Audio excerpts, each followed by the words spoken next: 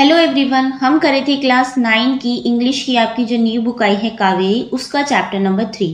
तो chapter number 3 था आपका विंड्स ऑफ चेंज। हमने उसको पढ़ लिया है, समझ लिया, उसको क्वेश्चन आंसर कर लिए कंप्लीट। आज हम इसी चैप्टर में एक छोटी सी पोएम दी हुई है। इस पोएम का नाम है कैनवास ऑफ सॉइल। आज हम इस पोएम को पढ़ेंगे। पहले इस पोएम को पढ़ेंगे, हम इसमें क्या दे रखा है वो समझेंगे, पोइट क्या कहना चाहता है। उसके बाद नेक्स्ट वीडियो में हम इसके क्वेश्चन आंसर कंप्लीट करेंगे। ठीक है, चलिए।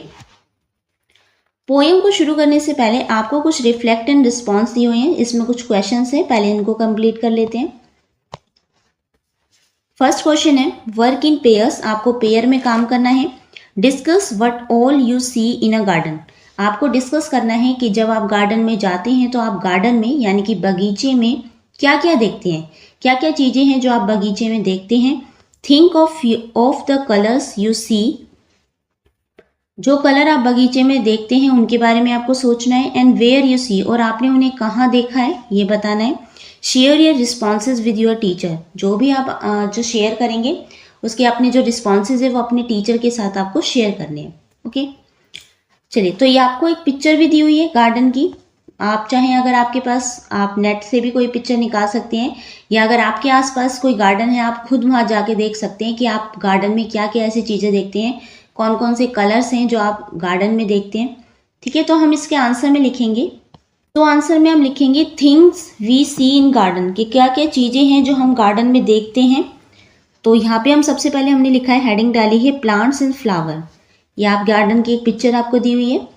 तो हम जैसे प्लांट्स या फ्लावर्स में हम रोजेज देखते हैं रेड और पिंक कलर के, मारीगोल्ड फ्लावर होता है येलो ऑरेंज कलर का, हिबिस्कस फ्लावर होता है रेड कलर का, साथ में कलर्स भी बताए गए हैं। सनफ्लावर येलो कलर का, जस्मीन हो गया आपका वाइट कलर का, तुलसी का जो पौधा होता है, होली बेसिल ग्रीन कलर का, ग्रास देखते हैं हम ग्रीन कलर की, है ना।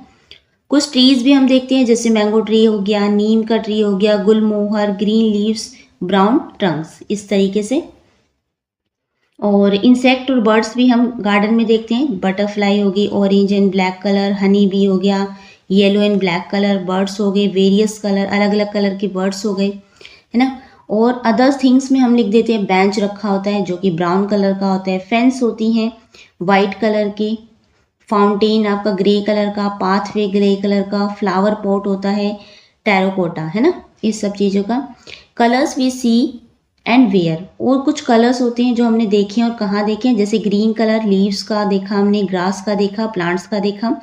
रेड कलर हमने रोजेस का देखा, हिबिस्कस फ्लावर्स का देखा। येलो कलर मारीगोल्ड का था, सनफ्लावर का था। ऑरेंज कलर मारीगोल्ड और बटरफ्लाई में था। पिंक कलर के हमारे रोजेस थे। वाइट कलर का जस्मीन था, फेंस था। और ब्राउन कलर की हमारी ट्री ट्रंक थी, पेड़ का जैसे तना कहते हैं हम, बेंचेस थी। ग्रे कलर का फाउंटेन था और पाथवे था। ठीक है, ये सब चीज़ें जो है, जो एक गार्डन है हम उसमें देखते हैं। We also see and feel, और भी कुछ चीज़ें हैं जो हम देखते हैं और जिसे फील भी करते हैं, जैसे सनलाइट हो गया, है ना, सूरज की रोशनी, फ्रेश एयर, हवा चल रही होती है गार्डन में, बहुत अच्छी खुशबू आ रही होती है। वाटर होता है, पानी होता है, पौधों में दिया होता है। सॉइल मिट्टी होती है। Peace and happiness, peace and happiness भी हम वहाँ पे देखते हैं।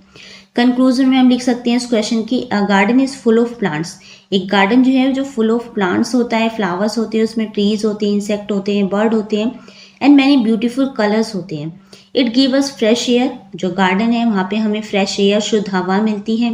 Happiness and make our surrounding clean and green, है ना। तो फर्स्ट आंसर में आप ये लिख सकते हैं। चलिए अब इसका सेकंड क्वेश्चन देखते हैं।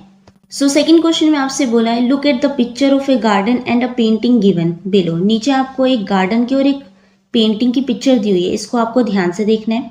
Then speak about any similarities, similarity यानी कि सेम चीज़ें, between the garden and painting.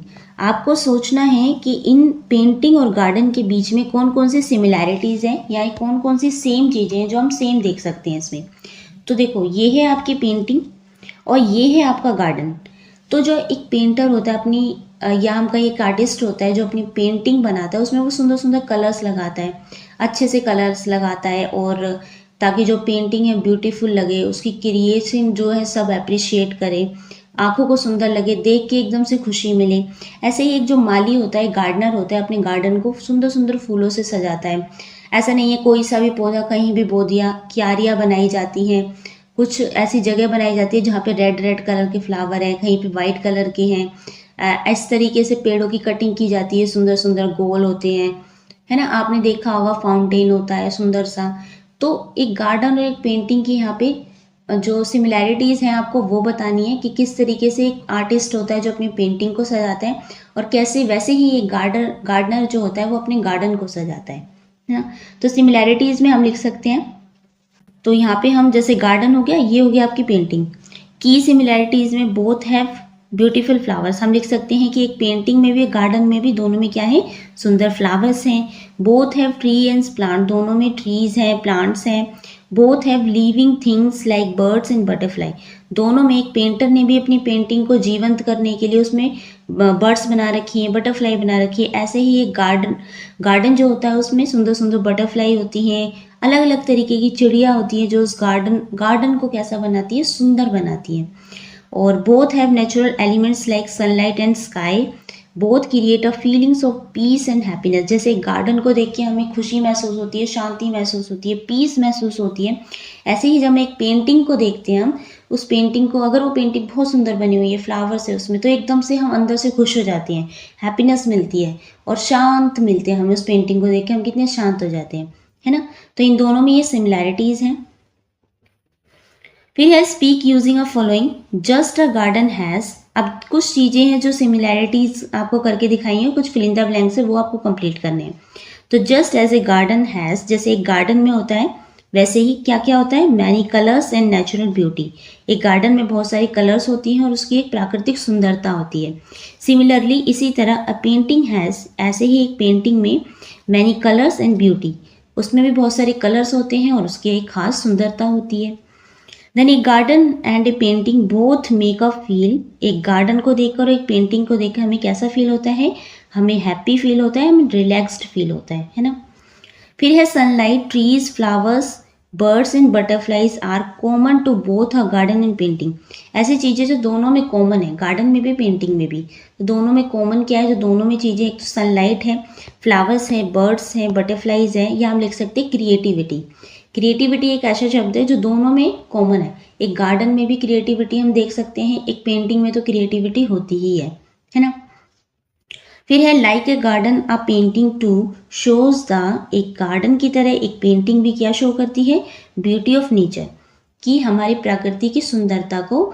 जैसे अगर गार्डन में खूब सारे सुंदर सुंदर पौधे लगे हुए हैं, फूल लगे हुए हैं, तितलियां उसमें मंडरा रही हैं, बटरफ्लाई हैं, तो वो क्या करती है, उस पेंटिंग को, उस ब्यूटी को इन्हेंस करती है सारी चीज़ें, है ना। और इससे क्या होता है, हम प्रकृति से जुड़ते हैं और देखने को बहुत अच्छा लगता है। ऐसे ही एक जो आर्टिस्ट होता है ये सारी चीज़ें अपनी पेंटिंग में बनाता है ताकि वो पेंटिंग भी जीवंत लगे, उसको देख के सबको ऐसा ही एहसास हो कि वो सच में वो पेंटिंग हमारे पास है और हम एक गार्डन में ही बैठे हैं ना। तो दोनों में ही उसकी ब्यूटी ऑफ नेचर को शो करती है, पेंटिंग भी और गार्डन भी। ओके, सो हमने ये कंप्लीट कर ली फिल इन द ब्लैंक्स जो अभी पढ़े थे हमने, स्पीक यूजिंग द फॉलोइंग। उसके बाद है आपसे फिर से एक थर्ड क्वेश्चन दिया हुआ है। थर्ड क्वेश्चन में आपसे कहा है लेट अस एक्वेंट, एक्वेंट का मतलब होता है इंफॉर्मेशन लेना, मतलब इन्फॉर्म करना। आवर सेल्फ, अपने आप को बताना है आपको, with the meaning of palette, hue and canvas. अब आपको इन्फॉर्मेशन दी गई है कि मीनिंग बताया गया आपको पैलेट का, पैलेट क्या होती है, ह्यू क्या होता है और कैनवस क्या होता है। सबसे पहले हम बात करते हैं पैलेट। पैलेट क्या होती है, अ थिन ओवल और रेक्टेंगुलर बोर्ड और table that a painter holds the mix colour on. तो पैलेट क्या होती है, इस तरीके की एक पैलेट होती है, ठीक है। यहाँ पे होल्ड करने का होता है, पकड़ने का होता है, और यहाँ पे जो आर्टिस्ट या पेंटर होता है वो अलग अलग कलर्स को निकालता है, फिर इस प्लेट में उस कलर को मिक्स करता है, जैसे शेड उसे यूज़ करना है। ये एक बोर्ड होता है, चाहे वो ओवल शेप का हो या रेक्टेंगुलर शेप का हो, इसका यूज़ किया जाता है एक टेबल की तरह। इसमें पेंट मिक्स किया जाता है, देन अप्लाई किया जाता है, ठीक है। सेकेंड है आपका ह्यू। ह्यू होता है शेड ऑफ कलर्स, यानी हम कलर्स भी कह सकते हैं। तो कलर के अलग अलग जो शेड होते हैं, कोई लाइट कलर होता है, डार्क होता है, और ज़्यादा डार्क होता है, इस तरह के जो शेड होते हैं वो होते हैं आपके ह्यू।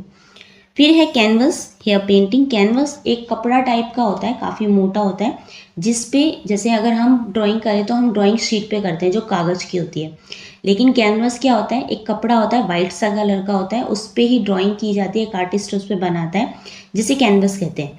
तो एक बार हम तीनों चीज़ें देख लेते हैं, ठीक है, ताकि आपको और अच्छे से समझ में आए। फिर है now look at the painting given above and identify palette canvas and select a hue. Okay, so ये देखिए, ये है आपकी पैलेट। जैसे अभी मैंने आपको बताया कि किस तरीके से पैलेट का यूज़ किया जाता है। ये आपकी पैलेट है, यहाँ से पकड़ने का होता है, चाहे ओवल शेप की हो या रेक्टेंगुलर शेप की हो, एक टेबल टाइप की होती है, ठीक है। ये है आपके शेड ऑफ कलर के, अलग अलग शेड के जो कलर्स हैं। ये है आपका कैनवस वाइट वाला, ठीक है। Now look at the painting given above the identify palette canvas and select a hue. ये है, यहाँ पे है जो आपकी पेंटिंग है, जैसे अलग अलग कलर, सॉरी पैलेट है जिसमें अलग अलग कलर्स का जैसे यूज़ किया जाता है। ह्यू हो गया आपका एग्जाम्पल हो गया, the purple colour seen in the flower is hue, अलग अलग पर्पल के शेड दिखाए गए हैं, है ना। देन कैनवस हो गया आपका, ये पूरी पेंटिंग एक कैनवस हो गई जिसपे ये ड्रॉ किया गया। अ painting on the board is the canvas, जिस बोर्ड पे पेंटिंग बनाई गई है उसे क्या कहेंगे, कैनवस। पैलेट का यहाँ पे यूज बताया गया, the painter has used different colours on the palette and mix them to create this painting. यहाँ पे सेलेक्टिंग अ ह्यू, जैसे कलर के शेड बताए गए हैं। I choose this purple colour, जैसे पर्पल का हमने कलर चूज करा। Different shade of hue of purple use in painting, जैसे लाइट पर्पल हो गया, लिलेक पर्पल हो गया, वायलेट हो गया, डीप पर्पल हो गया और लेवेंडर शेड हो गया। ओके, तो ये क्या है, शेड है जिसे हम ह्यू कहते हैं। चलिए नाउ अब आपकी पोएम शुरू होती है, रीडिंग फॉर एप्रिसिएशन। यहाँ से आपकी पोएम शुरू होती है जिसे अब हम रीड करेंगे। एक बार पोएम की मीनिंग समझने से पहले हम पोएम को रीड कर लेते हैं पूरा, ठीक है। Palette of earth rich and deep, where dreams of gardeners seep, brush strokes of seeds planted true, awaiting spring's vibrant hue. Blossoms bloom, a painted sight, dancing in the morning light, shades of green, red and blue, nature's artwork ever new. Each plot a canvas white, where art and life coincide. In the hands of those who tell, gardeners become painting still. तो ये है आपकी poem. अब इसकी meaning समझ लेते हैं। सबसे पहले है palette of earth. Palette of earth का यहाँ पे क्या मीनिंग है, यहाँ पे जो सोइल को, जैसे गार्डन की जो सोइल है उसे पैलेट बताया गया है। पैलेट क्या होता है, जिसपे जो एक आर्टिस्ट होता है अपने कलर को मिक्स करता है ना, वैसे ही एक गार्डनर के लिए उसकी जो अर्थ है, उसकी जो सोइल है, एक पैलेट की तरह है ना, रिच है एंड डीप है, जिसमें वो क्या करता है, जैसे एक गार्डन है उसमें जो गार्डनर है क्या करता है, उसमें अलग अलग बीज बोता है, बीज बो के सुंदर सुंदर फ्लावर्स खिलते हैं, उससे उसकी जो गार्डन सजता है। यानी कि एक आर्टिस्ट जैसे अपनी पेंटिंग को सजाता है, वैसे ही एक गार्डनर होता है जो अपने गार्डन को सजाता है। तो यहाँ पे एक पेंट ऑफ अर्थ, यहाँ पे पैलेट ऑफ अर्थ को कंपेयर किया हुआ है एक आर्टिस्ट की अपनी प्लेट कलर से, कि किस तरीके से जो आर्टिस्ट है अपनी प्लेट को यूज़ करता है ना कलर मिक्स करने के लिए, वैसे ही एक गार्डनर होता है जो अर्थ को, अर्थ उसके लिए एक प्लेट की तरह उसको यूज़ करता है, उसको सजाता है ना। Where dreams of gardeners sip, जहाँ पे क्या होता है, dreams of gardener sip, soil क्या होती है उसमें अलग अलग सीड्स को वो बोता है, जो गार्डनर होता है अलग अलग सीड्स को बोता है, यानी कि सिप करता है, शो करता है, यानी कि बोना। ठीक उसी तरह पेंटर क्या करता है, वो अलग अलग कलर को मिक्स करेगा कि मुझे कौन से वाले कलर्स यूज़ करने हैं अपनी पेंटिंग में, किस तरीके से मैं उसे सुंदर बना सकता हूँ। ऐसे ही जो गार्डनर होता है वो भी सोचता है कि क्या क्या सीड्स मैं इसमें बोऊँ, किस तरीके से कौन सा पौधा कहाँ पे बोऊँ जिससे मेरा गार्डनर अलग सा लगे, सुंदर लगे। क्योंकि आर्टिस्ट को पेंटिंग बनानी है और गार्डनर को अपना गार्डन क्रिएट करना है। और गार्डनर जब ये करेगा तो बहुत केयरफुली करेगा, बहुत ध्यान से करेगा। ऐसा नहीं है कि जैसे कोई सा भी पौधा कहीं भी बो दिया, कोई सा भी सीड्स कहीं भी बो दिया, तो अगर ऐसे वो करेगा तो कुछ भी अच्छा नहीं लगेगा ना। तो यहाँ पे बोला है कि brush strokes of seeds. Brush stroke क्या होता है, जैसे कि एक पेंट लिया, ब्रश लिया, ठीक है, एक ये पेंट है, इसमें आपने ब्रश को डिप करा, पेंट लिया और अपने कैनवस पे कोई भी एक स्ट्रोक लगाया, इस तरीके से आपने एक ब्रश चलाया उस पर, ये हो गया ब्रश स्ट्रोक। अब यहाँ पे बोला ब्रश स्ट्रोक्स ऑफ सीड्स। जैसे एक आर्टिस्ट होता है सबसे पहले एक ब्रश स्ट्रोक एक कैनवस पे लगाता है, वैसे ही एक गार्डनर होता है जो अपने सीड को लेकर गार्डन में बोता है, उसको ब्रश स्ट्रोक से उसकी तुलना की गई है। प्लांटेड ट्रू, जिससे उसका जो प्लांट है वो सुंदर सा बनता है। वेयर ड्रीम्स ऑफ गार्डनरशिप, अब जैसे ही एक जो गार्डनर होता है, एक माली होता है जो पौधों को, जो बीजों को बो रहा होता है, यानी कि कहीं ना कहीं वो अपने ड्रीम्स एंड अपने होप्स को बो रहा है। यानी वो मिट्टी में ये अलग अलग बीज बो रहा है, तो कहीं ना कहीं उसके सपने हैं कि एक बहुत सुंदर गार्डन एक दिन बनेगा। उसकी आंखों में उम्मीद है, होप है कि यहाँ पर भी एक सुंदर सुंदर कलर के फ्लावर मुझे दिखेंगे, एक सुंदर खुशबूदार मेरा गार्डन होगा जो मैं इसे बना रहा हूँ। तो जब ये वो कर रहा होता है तो उसकी आंखों में होप्स होते हैं, ड्रीम्स होते हैं। वही यहाँ पे बोला where dreams of gardeners sip, क्योंकि गार्डनर जो होता है वो सिप यानी कि बीज को बोता है, यानी कि वो अपने ड्रीम्स को बो रहा है ना। तो गार्डनर उसको ब्रश स्ट्रोक्स के से कंपेयर करता है। जैसे ब्रश स्ट्रोक्स को यहाँ पे कंपेयर किया गया ना सीड से, ऐसे ही यहाँ पे कंपेयर किया गया एक आर्टिस्ट के ब्रश स्ट्रोक को उसके सीड बोने से, है ना। पर अपना ब्रश पेंट डिप करेगा एक आर्टिस्ट, पहला स्ट्रोक बनाएगा तो वो बहुत ध्यान से बनाएगा। ऐसे ही कुछ भी उल्टा सीधा जो स्ट्रोक है कैनवस पे नहीं बनाएगा ताकि पेंटिंग खराब ना हो जाए। वो अपनी पेंटिंग को सुंदर बनाने के लिए एक एक स्ट्रोक बहुत आराम से लगाएगा, एक एक चीज़ आराम से करेगा ताकि बहुत सुंदर सी पेंटिंग बने। तो इसी चीज़ को कंपेयर किया गया है एक गार्डनर से कि जब गार्डनर भी एक एक बीज को बोता है तो बहुत ध्यान से, बहुत संभल कर, बहुत केयरफुली इस चीज़ को बोता है कि कुछ भी जो भी वो करेगा, क्योंकि अगर वो कुछ गलत कर देता है, बीज गलत बो देता है तो प्लांट्स नहीं ग्रो करेंगे, गार्डन नहीं हो पाएगा। तो केयरफुली बहुत आराम से हर चीज़ को हैंडल करता है ताकि उसका गार्डन बहुत सुंदर सा सज सके। वेटिंग स्प्रिंग्स वाइब्रेंट व्यू, अब यहाँ पे गार्डनर को पेशेंस की ज़रूरत होती है। तो यहाँ पे जो गार्डनर होता है पेशेंस रखे हुए हैं, यानी उसको बहुत सब्र और धीरज रख के बैठा है, क्योंकि उसको मालूम है अगर वो पेशेंसली बैठेगा तो कुछ महीनों बाद, कुछ दिनों बाद एक ब्यूटीफुल फ्लावर्स मुझे यहाँ देखने को मिलेंगे, और वो है उसका स्प्रिंग सीजन। तो वो इंतज़ार करता है स्प्रिंग सीजन का, इसलिए वो पेशेंस रख के बैठा है, धैर्य रख के बैठा हुआ है कि स्प्रिंग सीजन में मुझे बहुत सुंदर ब्यूटीफुल फ्लावर्स देखने को मिलेंगे, मेरा गार्डन तैयार हो चुकेगा। और बेसिकली इस फर्स्ट स्टैंजा में क्या कह रहे हैं कि इस फर्स्ट स्टैंजा में है क्रिएशन की बात हो रही है, यानी अभी तो गार्डन अपने क्रिएट कर रहा है। जैसे एक पेंटर है पेंटिंग बनाने की बिगिनिंग पे, शुरुआत पे है, ऐसे ही एक गार्डनर है जो अपने गार्डन को सजाने की शुरुआत पे है, बिगनिंग पे है ना। तो इस फर्स्ट स्टैंजा में ये कहा गया है। बिल्कुल सिंपल शब्दों में अगर हम कहें कि फर्स्ट स्टैंजा में क्या कहा गया है, तो धरती का वह रंग गहरा और समृद्ध जहाँ बागवानों के सपने बसते हैं, बीजों की वे बारीक लकीरें जो सच में बोई गई हैं, वे बसंत के जीवंत रंगों की प्रतीक्षा कर रही है कि बसंत आने पे हर तरफ अलग अलग कलर आ जाते हैं। कहीं पे ऑरेंज कलर के फ्लावर हो रहे हैं, पत्तियां ऑरेंज कलर की हैं, सुंदर सुंदर ग्रीन कलर के अलग अलग शेड देखने को मिल रहे हैं। तो जब बसंत आती है तो जीवंत रंगों की प्रतीक्षा में ये पूरा जो गार्डनर है वो बैठा हुआ है ना। अब हम देखते हैं second stanza. Blossoms bloom a painted sight dancing in the morning light, shades of green red and blue, nature's artwork ever new. Blossom का क्या मीनिंग होता है? ब्लॉसम का मतलब होता है फ्लावर्स, और ब्लूम का मतलब होता है उगना या खिलना। जैसे फ्लावर्स खिलते हैं ना, तो वही ये ब्लॉसम होता है फ्लावर और ब्लूम होता है खिलना। अ पेंटेड साइट, तो यहाँ पे तो फर्स्ट स्टैंजा में जैसे गार्डनर ने अपने एफर्ट्स लगाए थे कि किस तरीके से वो अपने गार्डन को सुंदर बना सकता है, उसमें एफर्ट्स दिखाए थे। अब सेकेंड स्टैंजा में वही उसकी जो मेहनत है वो रंग लाई है, यानी कि अब उसका गार्डन क्रिएट हो चुका है। अब हमको सेकेंड स्टैंजा में उसके जो एफर्ट्स का क्या मिल रहा है, उसका रिजल्ट अब हम देखेंगे। यानी गार्डनर का रिजल्ट मिल रहा है, यानी फाइनली स्प्रिंग सीजन आ गया है।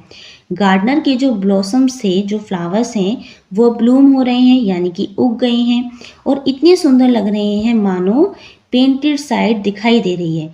यानी ऐसा लग रहा है कि कोई पेंटिंग है गार्डनर के सामने, जो इस तरीके से सुंदर ब्यूटीफुल उसकी आंखों के सामने दिख रही है, क्योंकि उसने पेंटिंग साइड का है कि अब इतना सुंदर गार्डन है, जगह जगह फ्लावर्स उग गए हैं, पेड़ पौधे बड़े हो गए हैं, तितलियां मंडरा रही है, तो उसमें ये सब चीज़ें एक पेंटिंग की तरह लग रही है। अलग अलग कलर है, मानो ऐसा लग रहा है कि सारे फूल जो हैं वो डांस कर रहे हैं। Dancing in the morning side, सारे फूल डांस कर रही हैं क्योंकि मॉर्निंग साइड, सुबह की जो हल्की हल्की धूप होती है, जो हल्की सी लाल रंग की होती है, वो सनलाइट जब उन पौधों पे पड़ती है और हल्की हवा चल रही होती है तो वो धीरे धीरे हिल रहे होते हैं।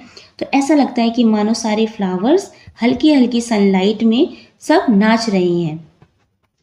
और यहाँ पर बहुत सुंदर सी ये लाइंस यूज़ करी है हमारे पोएट ने कि जो नेचर का काम है, ऐसा लग रहा है मूवमेंट हो रही है, यानी जब एक आर्टिस्ट अपनी पेंटिंग बनाता है तो उसकी पेंटिंग बन के तैयार हो जाती है और उसकी पेंटिंग स्टिल यानी कि एक जगह ऐसी थमी हुई रहती है। लेकिन जब गार्डनर अपना गार्डन क्रिएट करता है तो सुंदर सुंदर ब्यूटीफुल फ्लावर्स उगाए जाते हैं गार्डन में, तो उसमें ऐसा लग रहा है जैसे मूवमेंट हो रहा है ना। तो इस मूवमेंट को दिखाया गया है यहाँ पे of green, red and blue. अब अलग अलग शेड्स यहाँ की बात की गई है कि यहाँ पे अलग अलग शेड दिख रहे हैं, अलग अलग कलर्स के फ्लावर दिख रहे हैं, जैसे ग्रीन कलर के हो गए, रेड कलर के हो गए, ब्लू कलर का हमारा सुंदर आसमान हो गया, है ना। इसका मतलब क्या है? इसका मतलब है कि जो नेचर का आर्ट वर्क है, जो हमारी कुदरत ने आर्ट क्रिएट किया है, उसकी जो अपनी कला है वो बहुत ही सुंदर है, खूबसूरत है, जिसे थोड़े से शब्दों में हम डिस्क्राइब भी नहीं कर सकते। Nature's artwork ever new, nature की जो आर्ट है वो हमेशा सुंदर है, खूबसूरत है, एवर न्यू, हमेशा नई है। क्योंकि कोई फ्लावर अगर आपने आज बीज बोया, थोड़े दिन बाद वो थोड़ा सा खिलेगा। एक फूल है, उसमें कली आएगी, फिर थोड़ी सी खिलेगी, फिर खिलेगी, फिर कहीं जाके वो जो एक बड़ा सा फ्लावर बनेगा। तो हर दिन उसमें कुछ नया होता है एक गार्डन में, है ना, गार्डन में। तो हर समय जो हमारी नेचर का जो आर्ट वर्क है एक जैसा नहीं रहता, उसमें वो रिफ्रेश होता रहता है ना, अलग अलग चीज़ें हमें दिखाई देती है। सिंपल वर्ड में गए तो सेकंड स्टैंजा में हमसे कहा है खिले हुए फूल एक चित्रित नज़ारा है, सुबह की रोशनी में ये थिरकते हुए यानी कि डांस करते हुए प्रतीत होते हैं। हरे, लाल और नीले रंग की छटाएं हैं, प्रकृति की कलाकृति जो कि हमेशा नई बनी रहती है ना। थर्ड स्टैंजा देखते हैं। Each plot a canvas wide where art and life coincide in the hands of those who till gardens become paintings still. यहाँ पे बोला each plot a canvas wide, जिसका मतलब है ईच प्लॉट, जैसे एक आर्टिस्ट होता है वो क्या करता है, अपने बड़े से कैनवस पे पेंटिंग बनाता है ना। अलग अलग कैनवस, उसके बड़े बड़े कैनवस होते हैं, उस पर पेंटिंग बनाता है। Each plot a canvas wide. और वैसे ही एक गार्डनर होता है, वो अपनी जो बड़ा सा गार्डन होता है जिसपे मिट्टी होती है उस पर वो क्रिएट करता है। एक जो पेंटर होता है वो अपनी क्रिएशन एक कैनवस पे बनाता है, वैसे ही एक जो गार्डनर होता है वो अपने प्लॉट्स यानी कि जो वो हिस्सा है मिट्टी का, उस पे वो अलग अलग चीज़ों को उगाता है। एक साथ पूरे गार्डन को नहीं बनाता, वह सोचता है चलो इस गार्डन के पार्ट में कुछ वॉयलेट फ्लावर्स लगाऊंगा, कहीं पे रेड रंग के लगाऊंगा, कहीं पे कोई से फूल लगाऊंगा, चमेली के लगाऊंगा, कहीं पे गुलाब के लगाऊंगा, कहीं पे मैं पेड़ लगाऊंगा आम के। तो इस तरीके से वो अलग अलग डिज़ाइन करता है, अलग अलग अपने गार्डन को, प्लॉट को, कि अलग अलग हिस्से में मैं क्या क्या क्रिएट करूंगा वो करता है। जैसे एक आर्टिस्ट सोचता है ना कि मेरा इतना बड़ा कैनवस है तो मैं कैनवस पे यहाँ पे क्या बनाऊंगा, यहाँ पे क्या बनाऊंगा, जिससे मेरे देखने में पूरी पेंटिंग सुंदर लगे। वैसे ही एक गार्डनर होता है, वो अपने गार्डन के बारे में सोचता है कि मैं कहाँ पर क्या उगाऊंगा, है ना। Where art and life coincide. जैसे एक आर्टिस्ट होता है वो अपने बड़े बड़े जो कैनवस होता है उन पे पेंटिंग करता है, ऐसे ही एक गार्डनर होता है वो अपने बड़े बड़े गार्डन के जो प्लॉट्स होता है उस पे गार्डनिंग का काम करता है, अपना आर्ट क्रिएट करता है। और ऐसा लगता है कि मानो गार्डन के प्लॉट्स पर आर्ट और लाइफ कोइंसाइड हो गए हैं, यानी दोनों क्या हो गए, कम टुगेदर, मिल गए हैं। क्योंकि देखो जो गार्डनर पे है, जो उस गार्डन में जो फ्लावर्स हैं, जो पेड़ पौधे हैं, वो क्या है, लिविंग थिंग्स में आ जाते हैं, है ना। वहाँ पे जो पौधे हैं, पक्षी उड़ रहे हैं, इंसेक्ट हैं, वो सब क्या है, लिविंग थिंग्स में आ जाते हैं। लेकिन एक जो अपनी पेंटिंग बना रहा है उसमें वो सारी चीज़ें बना रहा है, लेकिन वो लिविंग थिंग्स नहीं है। लेकिन हम एक पेंटिंग देखते हैं और एक गार्डन को देखते हैं, तो दोनों में हमें ऐसा लग रहा है दोनों एक आर्ट और एक लाइफ कोइंसाइड हो गए, दोनों आपस में मिल गई हैं, मानो जिंदगी, लाइफ और कला एक साथ एक ही जगह पर मिल गई, ऐसा फील होता है। In the hands of those who till Gardner's become painting still. यानी उनके हाथों में जो कला कर रही हैं, जो गार्डन को इतना सुंदर बना रही हैं गार्डनर, वो कह रहे हैं कि गार्डन्स होते हैं उनमें ऐसी कला होती है, उनके हाथों में ऐसी कला है कि वो एक ऑर्डिनरी चीज़ को, एक सिंपल सी बंजर ज़मीन को एक्स्ट्रा ऑर्डिनरी बना देते हैं, सुंदर बना देते हैं। उनके हाथों में ये कला होती है। ऐसे ही एक खाली कैनवस है, उस पे एक आर्टिस्ट अपने ब्रश स्ट्रोक से, अपने माइंड से, अपनी जो उसकी स्किल है उससे उस कैनवस को इतना सुंदर बना देते हैं कि मानो उनके हाथ में कितनी ज़्यादा कला है कि वो कितना अच्छा सोच सकते हैं, कितना ब्यूटीफुल उस चीज़ को क्रिएट कर सकते हैं। Become painting still. अब जो गार्डनर होता है वो अपने गार्डन को इस तरीके से रखता है जैसे कोई अपने बच्चे को पालता है, उसका ध्यान रखता है। ऐसे ही एक जो माली होता है वो अपने बगीचे का बहुत अच्छे से ध्यान रखता है कि उसका कोई फूल है वो कहीं से टूट नहीं गया है, कौन से पौधे में पानी नहीं गया है, खाद किस टाइम देनी है, पानी किस समय देना है, कितना देना है, उस तरीके से वो ध्यान रखता है। ऐसे ही जो आर्टिस्ट होता है वो अपनी पेंटिंग में कहाँ पे कितना कलर लगाना है, कौन सा शेड कहाँ यूज़ करना है, कितना कलर कहाँ यूज़ करना है, कितनी खाली जगह कहाँ पे छोड़नी है ना। तो इन सब चीज़ों को मर्ज किया गया है कि कैसे एक गार्डनर का जो गार्डन होता है वो सुंदर होता है, एक पेंटर की जो पेंटिंग है वो किस तरीके से सुंदर होती है। ठीक है, यहाँ पे ये बताई गई है। तो अगर हम सिंपल वर्ड्स में गए कि आपके थर्ड स्टैंजा में क्या कहा गया है, यहाँ पे कहा है प्रत्येक भूखंड, ईच प्लॉट एक विस्तृत कैनवस है, एक वाइड कैनवस है, बड़ा कैनवस है जहाँ कला और जीवन का मिलन होता है, जहाँ पे आर्ट और लाइफ क्या होते हैं, एक दूसरे से जुड़ते हैं। उन हाथों में जो मिट्टी को जोतते हैं बगीचे का एक स्थिर चित्र बन जाते हैं। यानी कि गार्डन तो एक सजीव चीज़ हो गई, उसमें सारी चीज़ें सजीव हो गई, लेकिन एक पेंटिंग में कोई चीज़ सजीव नहीं होती, लेकिन फिर भी वो सुंदर लगती है, एक जैसी लगती है, गार्डन की तरह लगती है ना। तो ये है आपकी पोयम जिसे लिखा है माया एंथनी जी ने।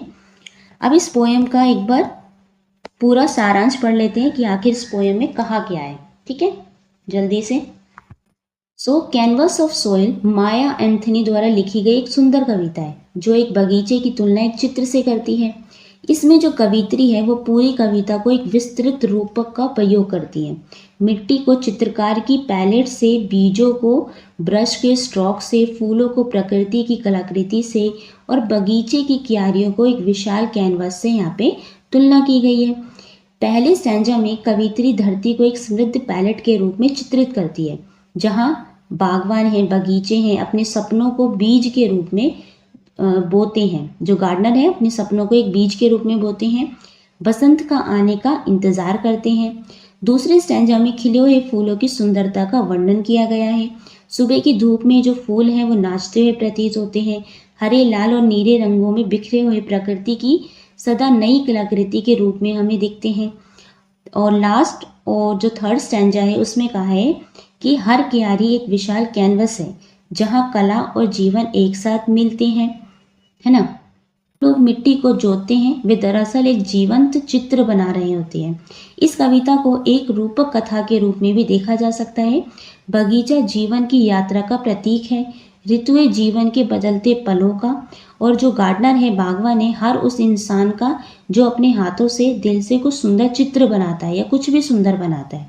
ठीक है, तो अगर इस पोयम का हम बात करें कि सबसे मेन मोटिव है कि प्रकृति में कला कैसे है, रोजमर्रा के जीवन की सुंदरता और हर रचनात्मक कार्य में छिपी हुई कलात्मकता को इसमें दर्शाया गया है। ठीक है, तो ये बहुत सुंदर पोयम है, माया एंथनी जी ने लिखी है। अब यहाँ से आपके क्वेश्चन आंसर शुरू हो जाते हैं, जो कि क्वेश्चन आंसर में सबसे पहले है चेक योर अंडरस्टैंडिंग। आपकी अंडरस्टैंडिंग से रिलेटेड कुछ क्वेश्चन यहाँ पे पूछे हैं। फर्स्ट है read the poem again and complete the summary of each stanza by fill in the blanks. नीचे आपको कुछ फिल इन द ब्लैंक्स दिए हुए हैं, इसको आपको जो हमने स्टोरी पोएम रीड करी है उसकी समरी से आपको ये कंप्लीट करना है। तो एक बार आप पोएम को फिर से रीड कर लेंगे, ठीक है, उसके बाद इसको फिल करेंगे। फर्स्ट है the dash is the portrayed as a rich palette where gardeners. तो पोर्ट्रीयार्ड यानी गार्डनर की जो पैलेट थी वो किसे बोला गया था, वो थी अर्थ या सोइल, है ना। फिर है dreams flourish in the form of seeds awaiting spring. जो उसका गार्डनर का जो ड्रीम था वो कैसे फ्लरिश हो रहा था, फ्रॉम सीड से, और वो वेट कर रहा था किसका, स्प्रिंग का। ओके, तो फर्स्ट में आ जाएगा आपका अर्थ या सोइल। फिर आ जाएगा ड्रीम्स एंड सीड्स। नेक्स्ट आपका फिल इन द ब्लैंक्स है, the garden flowers bloom into a beautiful display of different blossoms resembling, यहाँ पे आ जाएगा अ पेंटिंग या आप लिखेंगे artwork by mother nature in the light of morning. Okay, third stanza में आपका each garden is liking to a wide canvas, मतलब गार्डन की तुलना किससे की गई थी, एक बहुत बड़े कैनवस से की गई थी। इंटीग्रेटिंग आर्ट एंड लाइफ, मतलब आर्ट और लाइफ को जोड़ा गया था गार्डन से और कैनवस से, मतलब पेंटिंग से। Through the efforts of gardeners gardens transform into a still life paintings. Okay, तो इन फिल इन द ब्लैंक्स में फर्स्ट में आप फिल करेंगे canvas, then life and paintings. Okay, second है select the appropriate title of each stanza from those given below. There are 2 extra title. नीचे आपको 5 titles दिए हुए हैं, इसमें से हर स्टैंजा के लिए आपको एक टाइटल चूज करना है। 2 टाइटल यहाँ पे एक्स्ट्रा दिए हुए हैं। ओके, जैसे फर्स्ट स्टैंजा के लिए हमने जो टाइटल चूज किया है, जैसे फर्स्ट स्टैंजा हमने पढ़ा, उसको हम टाइटल दे सकते हैं अर्थ एंड पॉसिबिलिटीज। ओके, ये हो जाएगा स्टैंजा 1। स्टैंजा 2 के लिए हम टाइटल दे सकते हैं नेचर्स वर्क और आर्ट, nature's work of art. Third stanza के लिए हम जो टाइटल दे सकते हैं वो है गार्डन एज लिविंग कैनवासेस। ठीक है, और बाकी जो 2 है ये एक्स्ट्रा है, sweet smelling blossom and the painter's canvas. Okay, third है match the poetic devices in column 1 to the examples in column 2. Discuss your responses in pairs, then share your responses with your classmates and teacher. आपको column 1 में कुछ poetic devices दिए हुए हैं, ये column 1 में है। देन आपको उनकी मीनिंग से, और कॉलम 2 में उनकी मीनिंग्स दिए हुए हैं, रिस्पॉन्सेज दिए हुए हैं, जिससे आपको ये मैच करने हैं। ठीक है, तो फर्स्ट आपका पोएटिक डिवाइस है इमेजरी। इमेजरी क्या होता है, जैसे माइंड पिक्चर।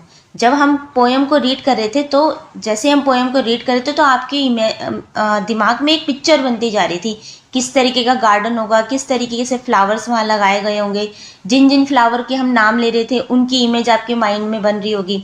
तो ये होता है इमेजिनरी माइंड। ये मैच होगा आपका फोर्थ वाले से, colours, brush strokes, blossom, shade of green. जैसे हम कलर की बात कर रहे थे तो आपके दिमाग में सारे कलर के शेड आ गए थे। ब्रश स्ट्रोक, किस तरीके से हम एक ब्रश को लेके कलर में डिप करते हैं, फिर अपनी पेंटिंग, जिस पे हम पेंटिंग बना रहे हैं उसमें हम ड्रॉ करते हैं, वो भी आपके जो दिमाग में एक पिक्चर सी बन रही होगी। किस तरीके से फ्लावर खिल रहे हैं, शेड्स ऑफ ग्रीन के क्या क्या शेड होंगे, आपने पत्ते देखे होंगे, कोई पत्ता कितना डार्क कलर का होता है, कोई लाइट होता है, किसी में हल्का सा येलोइश कलर होता है ना। तो ये सारी इमेजिनरी आपके माइंड में बन रही होगी। सेकेंड है metaphor, comparison without use of like और एज। मेटाफर में क्या होता है, कंपैरिजन किया जाता है लेकिन उसमें एज, लाइक और एज वर्ड का यूज नहीं किया जाता। जहाँ पे लाइक और एज वर्ड का यूज होता है उसमें भी कंपैरिजन होता है, लेकिन वो होता है आपका सिमिली। ठीक है, तो सेकंड वाला आपका मैच होगा, ये है आपका सेकंड। 6 वाले से मैच होगा गार्डन एज अ पेंटिंग। जैसे यहाँ पे गार्डन को पेंटिंग से तुलना की गई है, उसमें कंपैरिजन किया गया है। प्लॉट एज कैनवस, और जो प्लॉट है जहाँ पे हम सीड जहाँ पे बोए जा रहे हैं उसकी जो तुलना की गई है कैनवस से की गई है, जिस पे पेंटिंग बनाते हैं। सीड्स एज ब्रश स्ट्रोक, और सीड्स की जो तुलना की गई है वो की गई है ब्रश स्ट्रोक से। ठीक है, थर्ड है राइम स्कीम। राइम स्कीम क्या होती है, राइम होती है लयबद्धता। जैसे अगर हम बात करें हिंदी में अब, कब, इस तरीके के जो वर्ड आते हैं ना, तो उसमें राइम स्कीम होती है। तो इस पोएम में राइम स्कीम है, डेफिनेटली है। जो मैच होगा आपका सेकंड से AABB। एक बार हम देख लेते हैं पोएम में किस टाइप की राइम स्कीम यहाँ पे यूज़ की गई है। तो ये है आपकी पोएम। जैसे लास्ट में देखो, ये है डीप सी, तो इसको अगर हम AA नाम दे दें। सेकेंड यहाँ पे है ट्रू ह्यू, ये इसका नाम अगर हम BB दे दें, ये राइम स्कीम है। इसमें देखो साइट लाइट, जैसे बोलने में एक लय आती है, इन दोनों में A नाम दे सकते हैं।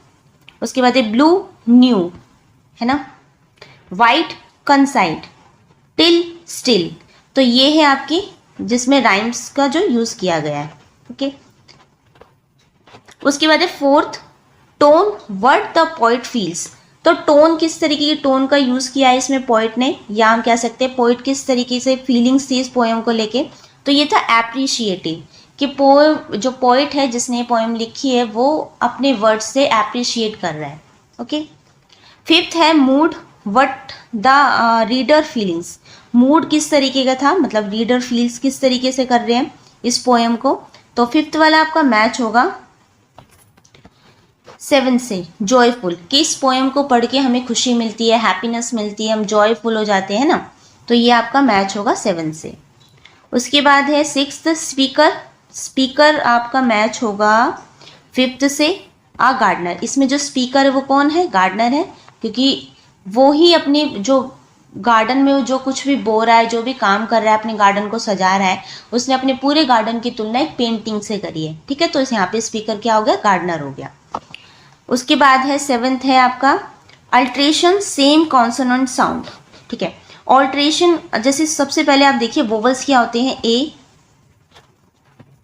ई आई ओ यू, ये आपके हो गए वोवल्स। इन वोवल्स को छोड़ के जितने भी आपके अल्फ़ाबेट के लेटर्स बचे हैं वो सारे हो गए आपके कॉन्सोनेंट। तो जिसमें सेम कॉन्सोनेंट साउंड होती है वो होता है आपका ऑल्ट्रेशन। जैसे अगर हम हिंदी में कहें अनुप्रास अलंकार, अलंकार जो आप पढ़ते हैं। तो 7th आपका मैच होगा ब्लॉसम ब्लूम से। अब यहाँ देखो, ये है ब्लॉसम्स, ये है ब्लूम, दोनों जो वर्ड शुरू हो रहे हैं बी से शुरू हो रहे हैं, ये कॉन्सोनेंट है। तो जब रिपीट होते हैं दो वर्ड के जो फर्स्ट जो लेटर है सेम हो, 2 या 2 से ज़्यादा वर्ड जितने भी हो सकते हैं, मिनिमम 2 तो होने ही चाहिए, उसमें जो फर्स्ट वर्ड है वो आपस में जैसे सेम वर्ड से ही शुरू हो रहे हैं, कॉन्सोनेंट है, तो वहाँ पे ऑल्ट्रेशन यूज़ किया जाता है। ठीक है, तो इस तरीके से आप इसे मैच करेंगे। ओके, नेक्स्ट है पे एक पैराग्राफ दिया हुआ है, इसको रीड करते हैं। The poem may be interpreted as an allegory. इस पोएम को एलिगरी बोला गया। एलिगरी क्या होता है, देखिए, an allegory is a literary device use to express larger ideas than those presented without explicitly stating them. Allegory एक लिटरेरी डिवाइस है जिसका यूज़ किया जाता है एक्सप्रेस लार्जर आइडियाज़ को। जब हम किसी बात को शॉर्ट में बोलते हैं लेकिन उसके पीछे जो उसका मीनिंग होता है, उसका जो आइडिया होता है वो बहुत बड़ा होता है, तो वहाँ पे एलिगरी का यूज़ किया जाता है। एक्सप्लिसिटली स्टेटिंग दैम, एक्सप्लिसिटली यानी कि जो आइडियाज़ उसके पीछे, पोएम के पीछे जो दिए जा रहे हैं उसको बहुत बारीकी से, बहुत सुंदरता से उसको एक्सप्रेस किया जाता है। Allegory operates on 2 levels. जो एलिगरी है वो ऑपरेट करती है 2 लेवल्स पे ये काम करती है। फर्स्ट है the surface meaning. Surface meaning यानी कि एक सिंपल सा जो मीनिंग है, ऊपरी मीनिंग जिसे हम कहते हैं, जो पढ़ के ही समझ में आ जाता है। And the deeper meaning. Deeper meaning यानी कि जो लाइन लिखी है उसके पीछे उसका अर्थ क्या है, जो सामने जो लिखा है वो ना होकर उसके पीछे एक डीपली मीनिंग होती है, मीनिंग मतलब उसका गहरा अर्थ होता है। तो यहाँ पे ये कंसीडर किया गया एलिगरी में, इस पोएम में ये है। Upon considering this poem as an allegory, तो इस पोएम को एलिगरी पोएम बोला गया। The garden could symbolise various aspect of life and nature. यहाँ पे जिस गार्डन की बात की गई है, जो एक सिम्बलाइज, एक प्रतीक है, वेरियस एस्पेक्ट, अलग अलग हमारे एस्पेक्ट लाइफ और नेचर का, कि किस तरीके से गार्डन के थ्रू हमें लाइफ को बताया गया, लाइफ को समझाया गया है, नेचर को समझाया गया है, नेचर की ब्यूटी को बताया गया है एक गार्डन के जरिए, है ना। Life journey and growth. तो इस पोएम में लाइफ की जर्नी और ग्रोथ के बारे में समझाया गया है कि किस तरीके से हमारी ग्रोथ होती है। हम पहले छोटे होते हैं, फिर थोड़े से बड़े होते हैं, हमारे जो एक्सप्रेशन होते हैं, थॉट्स होते हैं, वो किस तरीके से चेंज होते हैं, ये समझाया गया है। The garden with its changing season and blooming flowers. तो इसमें जैसे गार्डन की पोएम बताई गई है, तो जैसे इस सीजन चेंज होता है, मौसम चेंज होता है, तो कई बार जो पत्ते होते हैं वो झड़ते हैं, किसी में नए फ्लावर्स निकलते हैं, नए जो पत्ते आते हैं। तो ये एक सीज़न जो है चलता रहता है, जैसे ब्लूमिंग फ्लावर्स नए नए फ्लावर खिलते हैं। Could represent the journey of life, ये एक लाइफ की जो जर्नी है उसे भी रिप्रेजेंट करता है, क्योंकि यहाँ पे बात की गई है कैसे एक जो गार्डनर होता है छोटे से बीज को बोता है, फिर धीरे से छोटा सा पौधा निकलता है, वो थोड़ा और बड़ा होता है, कली आती है, फिर फ्लावर खिलता है, नए नए पत्ते आते हैं। तो ये ग्रोथ को दिखाया गया इसमें। And the cyclic nature of existence, और नेचर का जो साइक्लिक एग्जिस्टेंस है वो भी इसमें बताया गया है कि जो हमारा नेचर है किस प्रकार से चेंज होता है, उसकी ब्यूटी क्या है, ठीक है। हार्मनी एंड डाइवर्सिटी, तो इस पोएम में हार्मनी और डाइवर्सिटी को भी समझाया गया है कि एक जो माली है वो गार्डन में केवल एक ही तरीके के फ्लावर्स तो नहीं बोता है ना, अलग अलग फ्लावर्स होते हैं, डिफरेंट काइंड के फ्लावर्स होती है, सबकी अलग अलग खुशबू होती है, लेकिन वो एक ही गार्डन में रहते हैं। अलग अलग पेड़ पौधे होते हैं, उनके पत्ते अलग होते हैं, तो वो सब कहाँ रहते हैं, एक ही साथ मिलकर उस गार्डन में रहते हैं। ऐसे ही the interaction of different colours in the garden, अलग अलग कलर के फ्लावर्स होते हैं, अलग अलग कलर की उनकी पत्तियां भी होती हैं, वो कहाँ रहते हैं, एक ही गार्डन में रहते हैं। कुड सिंबलाइज, जो कि प्रतीक है the beauty and importance of the diversity, जो कि प्रतीक है ब्यूटी का, सुंदरता का, और डाइवर्सिटी की इम्पोर्टेंस का, and harmony in our world.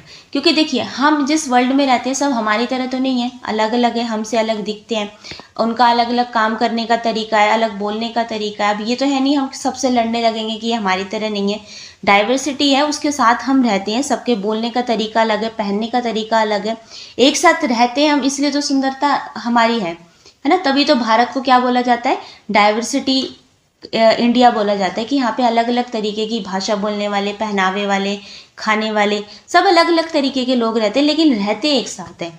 तो ये क्या है, इसकी इंपॉर्टेंस भी है, इसकी सुंदरता भी है, ठीक है। सो इस पोएम को एलिगेरी यहाँ पे बोला गया है। नेक्स्ट है क्रिटिकल रिफ्लेक्शन। फर्स्ट है read the given extract from the poem and answer the following question that follow. नीचे ये आपको एक एक्सट्रैक्ट दिया हुआ है पोएम में से, इसको आपको रीड करना है, फिर कुछ क्वेश्चंस है उनका आंसर करना है। ये आपका extract, brush strokes of seeds planted true awaiting springs vibrant hue. यहाँ पे कहा गया है कि एक ब्रश स्टॉक्स को आप जब एक ब्रश लेते हैं, उसे कलर में डिप करते हैं और कैनवस पे एक स्टॉक लगाते हैं, उसे बीज बोने से जोड़ा गया है ना, उसकी तुलना जो है ब्रश स्टॉक से की गई है बीज बोने की। प्लांटेड ट्रू, जैसे एक जो आर्टिस्ट होता है अपनी पेंटिंग को सुंदर बनाने के लिए बहुत ध्यान से, बहुत बारीकी से एक ब्रश स्ट्रोक लगाता है, कुछ भी नहीं लगा देता वो ताकि उसकी पेंटिंग खराब ना हो जाए, बहुत ध्यान से वो लगाता है ताकि सुंदर पेंटिंग बन सके। ऐसे ही एक माली जो होता है, गार्डनर होता है, वो अपने गार्डन में बहुत ध्यान से बीज बोता है कि कहाँ पे मुझे कौन सा फ्लावर चाहिए, कौन से कलर के फ्लावर कहाँ पे होने चाहिए। तो इस तरीके से बहुत ध्यान से दोनों अपना काम करते हैं। अवेटिंग स्प्रिंग्स वाइब्रेंट ह्यू, और स्प्रिंग सीजन का वेट किया जाता है वाइब्रेंट ह्यू। स्प्रिंग सीजन का वेट इसलिए किया जाता है ताकि स्प्रिंग सीजन आते ही जो गार्डन है उसमें सारे अलग अलग रंग बिरंगे फूल खिल जाते हैं, इसलिए स्प्रिंग सीजन का यूज़ किया जाता है ताकि एक वाइब्रेंट ह्यू यानी कि अलग अलग शेड्स दिखें, कि जब स्प्रिंग सीजन आता है तो सब फूल खिल जाते हैं, हर फूल का एक अलग अलग शेड है कलर का, तो इसलिए यहाँ पे ये बात की गई है। नाउ क्वेश्चन आपसे पूछा है the poet has used a metaphor in brush strokes of seeds. तो यहाँ पे पोइटिक डिवाइस मेटाफर का यूज़ किया गया है ब्रश स्टॉक्स ऑफ सीड्स में। Which option from those given below use a metaphor. नीचे आपको जो ऑप्शन दिए हुए हैं आपको बताने इनमें से किस में मेटाफर का यूज़ किया गया है। ये ऑप्शन है इसमें, her mother's heart heard her heart felt request with kindness. Her mother heart की यानी कि दिल की बात की गई कि वो सुनता है। जब किसी भी एक मतलब ऐसी चीज़ का जो बोल नहीं सकती, लिविंग बीइंग्स नहीं है, उसकी जो तुलना है, उसका जो एग्जाम्पल दिया जाता है किसी भी ह्यूमन क्वालिटी के साथ, तो वहाँ पे पर्सोनिफिकेशन यूज़ होता है, ठीक है। ये भी एक पोइटिक डिवाइस है, तो यहाँ पे पर्सोनिफिकेशन है। सेकंड है he has a heart of gold, कि उसका दिल सोने की तरह है। आप देख रहे हैं कि हार्ट का जो कंपेयर किया गया है गोल्ड से किया गया है, मतलब दो अनरिलेटेड चीज़ों को आपस में जोड़ा गया है। जहाँ पे दो अनरिलेटेड चीज़ों को आपस में जोड़ा जाता है या तुलना की जाती है, कंपेयर किया जाता है, वहाँ पे होता है आपका मेटाफर। तो डेफिनेटली यहाँ पे मेटाफर होगा, ओके। बाकी ऑप्शंस भी हम रीड कर लेते हैं। ऑप्शन सी है her heart did a dance of Joy on seeing the new doll, कि उसका दिल जो है वो नाचने लगा, खुशी मनाने लगा, नाचने लगा जब उसने अपनी नई डॉल को देखा। तो यहाँ पे भी जो मेटाफर यूज़ नहीं हुआ है। उसके बाद है she has a very kind heart, वो उसका जो हार्ट है बहुत काइंड है। तो ऑप्शन नंबर बी ही आपका करेक्ट है जहाँ पे मेटाफर का यूज़ हुआ है। Here, heart of gold is a metaphor for kindness without using like और as. जहाँ पे कंपेयर किया गया है बिना like और as का यूज़ किए, क्योंकि जहाँ पे like और as का यूज़ किया जाता है वो आपका पोएटिक डिवाइस सिमिली हो जाता है. ओके. सेकेंड है कंप्लीट द सेंटेंस अप्रोप्रिएटली. नीचे आपको एक इनकम्प्लीट सेंटेंस दिया हुआ है, उसको आपको कंप्लीट करना है. सेंटेंस है आपका the phrase planted true is significant because it implies. यहाँ पे जो फ्रेज यूज किया गया है प्लांटेड ट्रू, ये क्या सिग्निफिकेंट करता है? बिकॉज यहाँ पे ये जो अप्लाई किया गया है that the seeds are planted with sincerity. कि जो सीड्स है, गार्डनर जो सीड बीज को बोता है वो बहुत सिंसियर तरीके से बोता है ना, केयर करता है.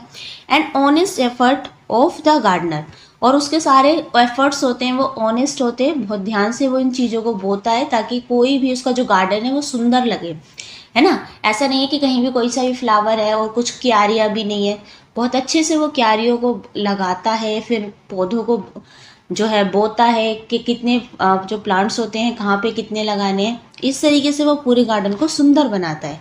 ओके. थर्ड आपका क्वेश्चन है Why has the poet used the word hue instead of colors in the extract? तो आपने देखा कि पोइट ने एक्सट्रैक्ट में ह्यू का यूज़ किया है. ह्यू का मेनली जो यूज़ होता है वो कलर, शेड्स ऑफ कलर होता है ना. कलर भी यहाँ पे वो यूज़ कर सकता था, लेकिन उसने कलर्स वर्ड का यूज़ नहीं किया, उसने ह्यू का यूज़ किया है. क्यों किया है, ये क्या दिखाता है? तो इसका आंसर हो जाएगा the word hue is more poetic. जो वर्ड है ह्यू वो ज़्यादा पोएटिक है, इस कविता में ज़्यादा फिट होता है.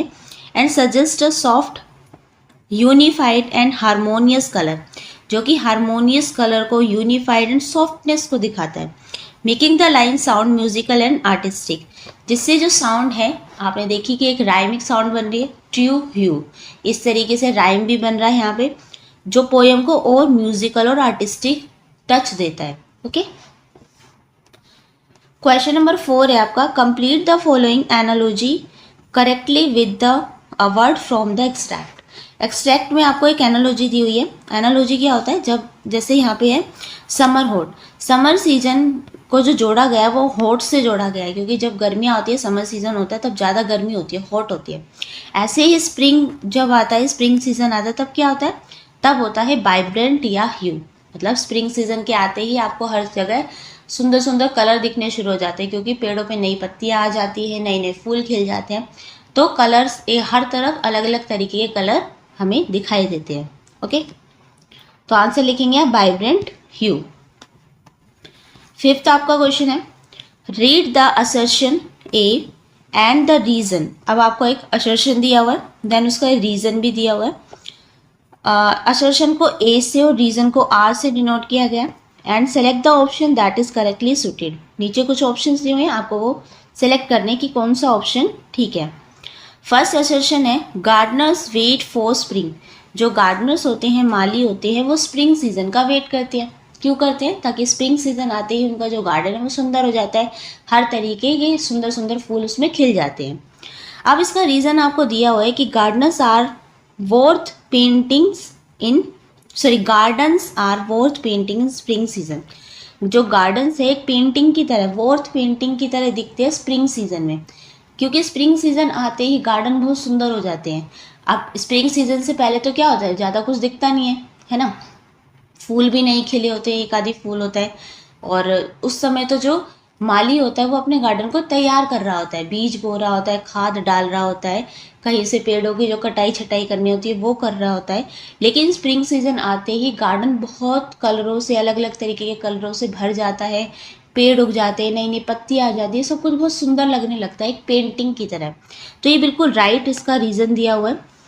अब ऑप्शन देखते हैं. ऑप्शन आपसे फर्स्ट का है कि both A and R true and R is the correct explanation of A. कि दोनों जो ए और आर है वो दोनों ट्रू हैं, और जो आर है रीज़न है वो असर्शन का करेक्ट एक्सप्लेनेशन है. बिल्कुल ठीक है ये बात, है ना. बाकी ऑप्शंस भी देख लेते हैं.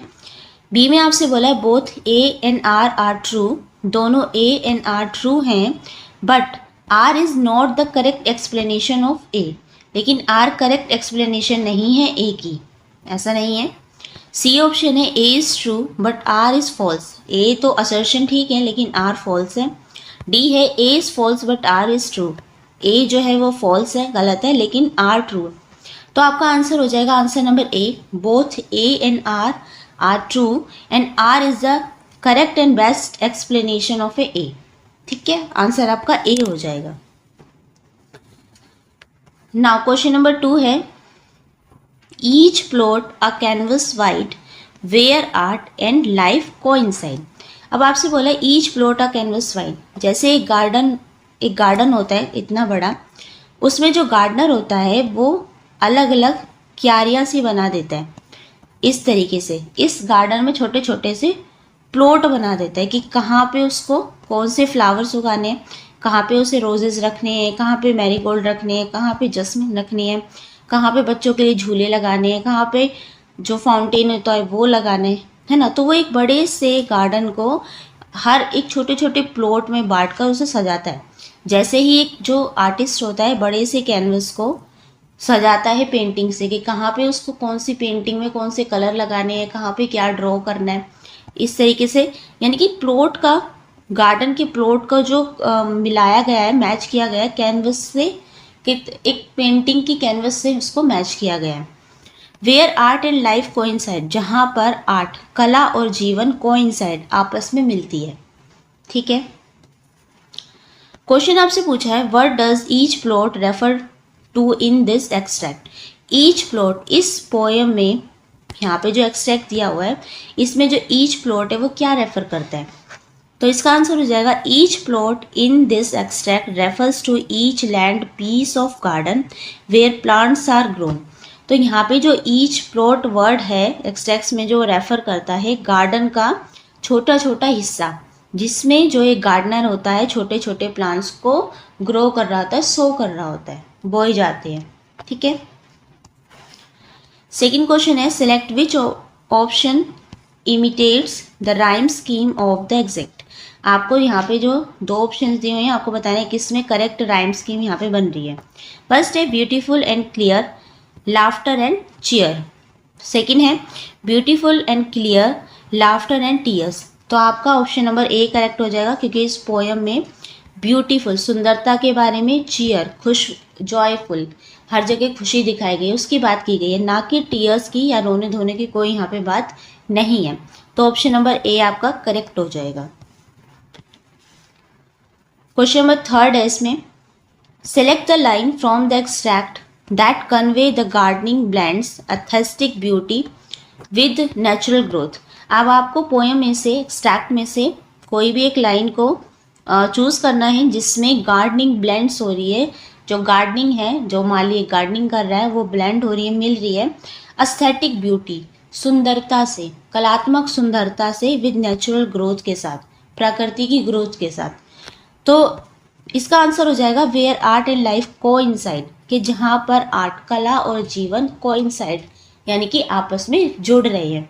तो एक्सट्रैक्ट में से आप ये लाइन यहाँ पे लिख सकते हैं जो कि करेक्ट मैच है। ओके, नाउ क्वेश्चन नंबर 4 है complete the following sentence appropriately. नीचे आपको एक सेंटेंस दिया है जिसको आपको कंप्लीट करना है।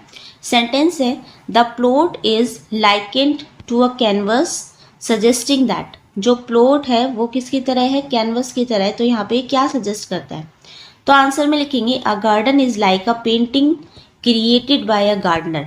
तो गार्डन क्या है, यहाँ पे एक पेंटिंग की तरह, कैनवस की तरह दिखाया गया है, जिससे जैसे कैनवस को तो एक आर्टिस्ट फिल करता है, वैसे ही इस गार्डन को एक गार्डनर पेंटिंग की तरह सजाता है विद हिज लव, अपने लव के साथ, केयर के साथ एंड अफेक्शन के साथ। ओके, क्वेश्चन नंबर 5 है why has the poet most likely use the word wide. यहाँ पे जो पोइट है उसने बहुत जो लाइकली यूज़ किया है एक वर्ड को जो है वाइड, यानी विस्तृत, बड़ा होना, instead of long in canvas wide, जो कि लॉन्ग इन कैनवस वाइड को दर्शाता है। तो क्यों किया है उसने ये वर्ड, तो इसका क्या मतलब है, because wide suggest a broad space of creativity and imagination like a painter's canvas. तो यहाँ पे वाइट का यूज़ किया है ताकि विस्तृत बड़ा दिखाने के लिए कि एक जो आर्टिस्ट है उसका जो कैनवस है कितना बड़ा है जिसको वो सुंदरता से सजा रहा है। एक बोर्ड स्पेस का यहाँ पे बात की गई है, उस पर ही अपनी आर्टिस्ट है वो अपनी क्रिएटिविटी को दिखाता है, अपनी इमेजिनेशन को दिखाता है। ठीक है, तो इसलिए यहाँ पे वाइड का यूज़ किया गया है। ठीक है, नेक्स्ट है, अब है आपका question number second. Give reasons for the comparisons made by the poet in the poem. तो इस पोएम में पोइट ने कुछ कंपैरिजन दिखाए हैं कुछ चीज़ों को लेके, वही आपको नीचे रीजन देने हैं।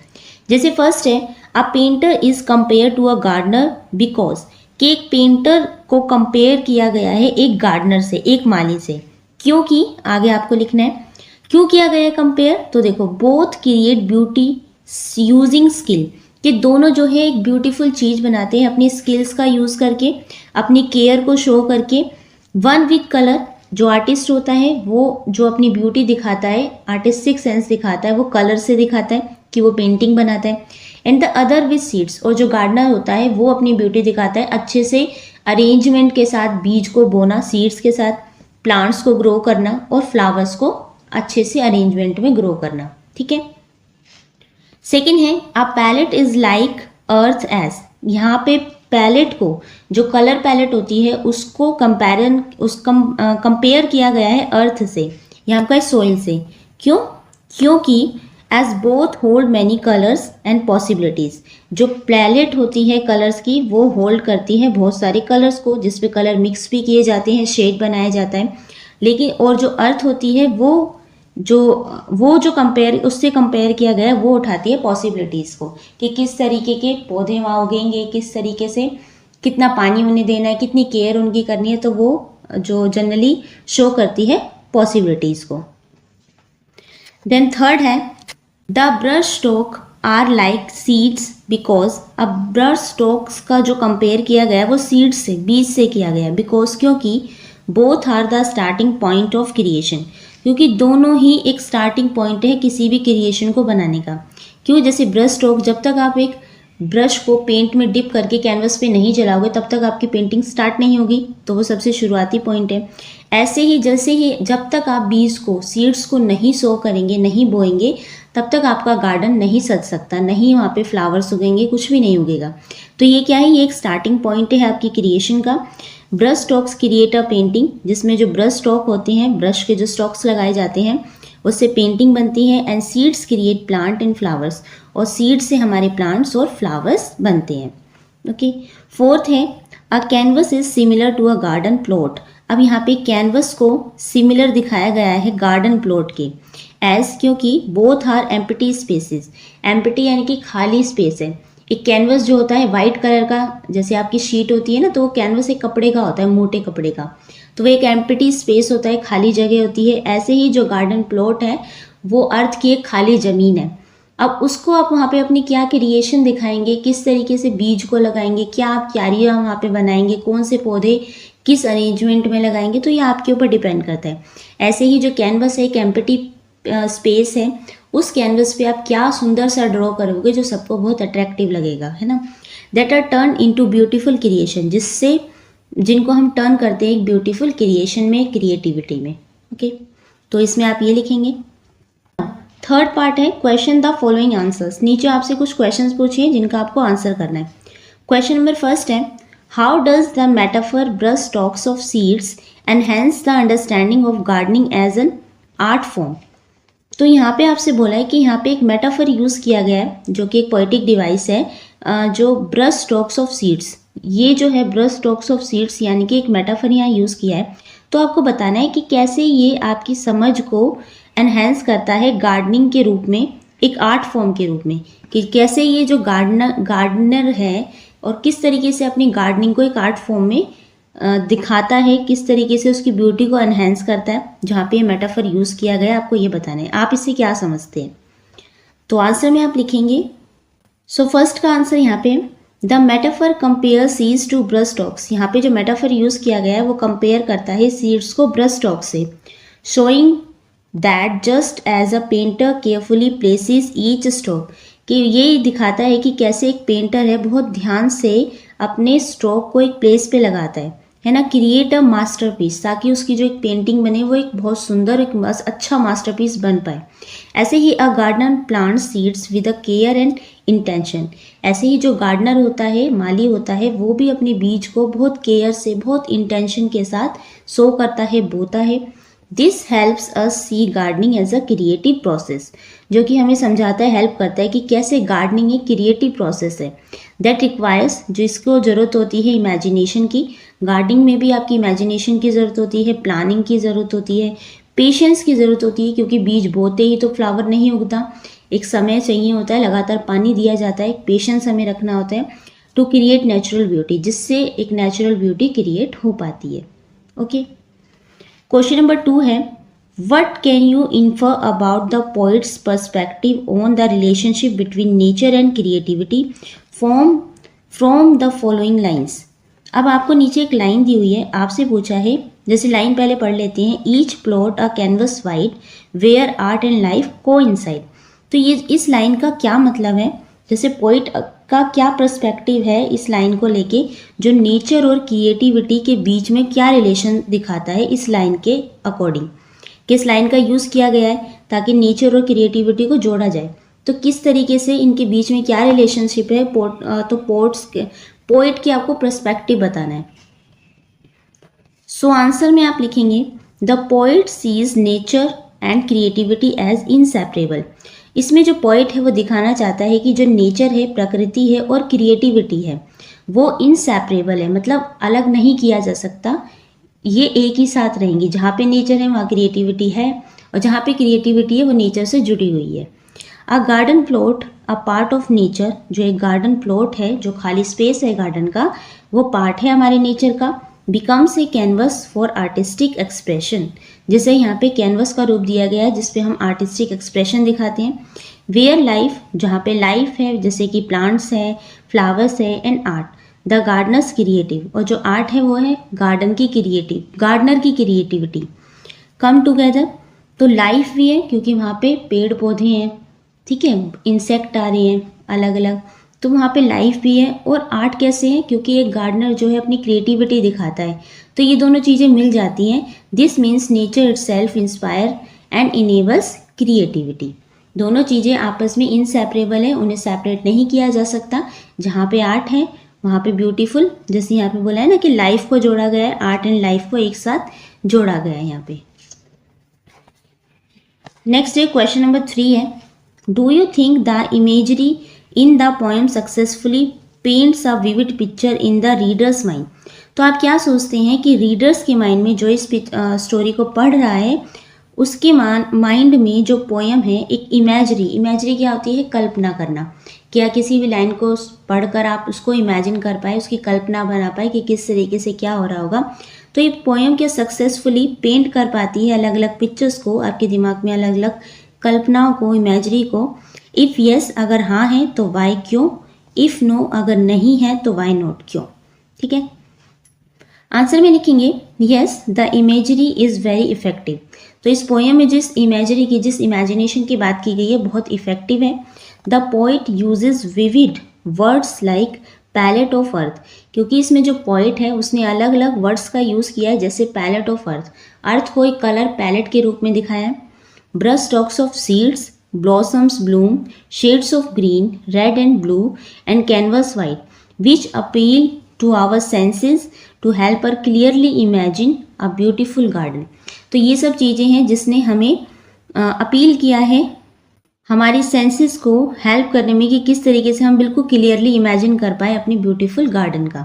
ये सारी चीज़ें उस पोइट ने यूज़ की है अपनी पोएम में, जो हमें हेल्प करती है अपनी अच्छी इमेजिनेशन बनाने में। ओके, नाउ क्वेश्चन नंबर 4 है, support the view that the poets mention of the colour yellow besides.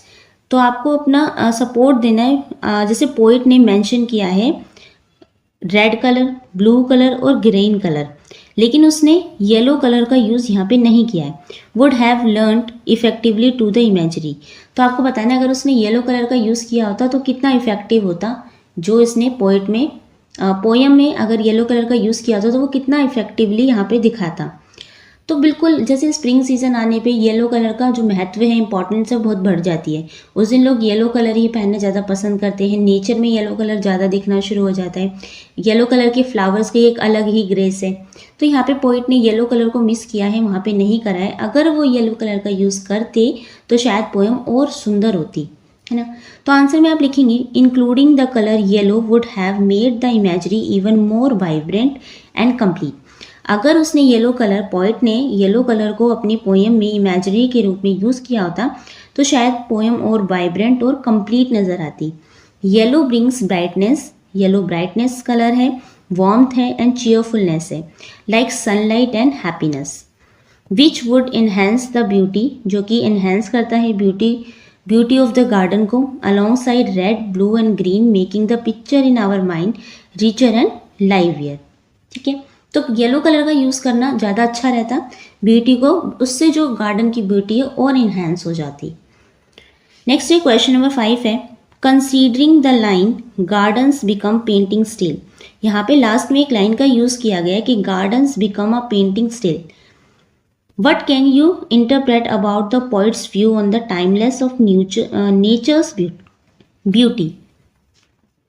तो जो इस लाइन का यूज़ किया गया gardens become a painting still, तो आप क्या इंटरप्रेट करते हैं पोएट की व्यूज़ के बारे में कि जो क्या कहना चाहता है पोएट कि एक नेचर की ब्यूटी के बारे में, टाइमलेसनेस है कि नेचर की जो ब्यूटी है उसका कोई अंत नहीं है, उसका कोई टाइम नहीं है, ये हमेशा बनी रहती है या अगर झड़ जाती है तो फिर से आती है ना, इसका कोई फिक्स्ड टाइम नहीं है। नेचर की ब्यूटी हमेशा है, इसको टाइम के साथ हम नहीं बांध सकते। तो आंसर में आप लिखेंगे the poet believes that the beauty of garden is ever lasting. Poet का ये बिलीव है कि जो गार्डन की ब्यूटी है वो एवर लास्टिंग है, हमेशा रहने वाली है। Just like a painting remain beautiful for a long time, बिल्कुल वैसे ही जैसे एक पेंटिंग है बहुत लॉन्ग टाइम तक ब्यूटीफुल बनी रहती है। A well-tended garden continue to be a beautiful through the seasons and across generation।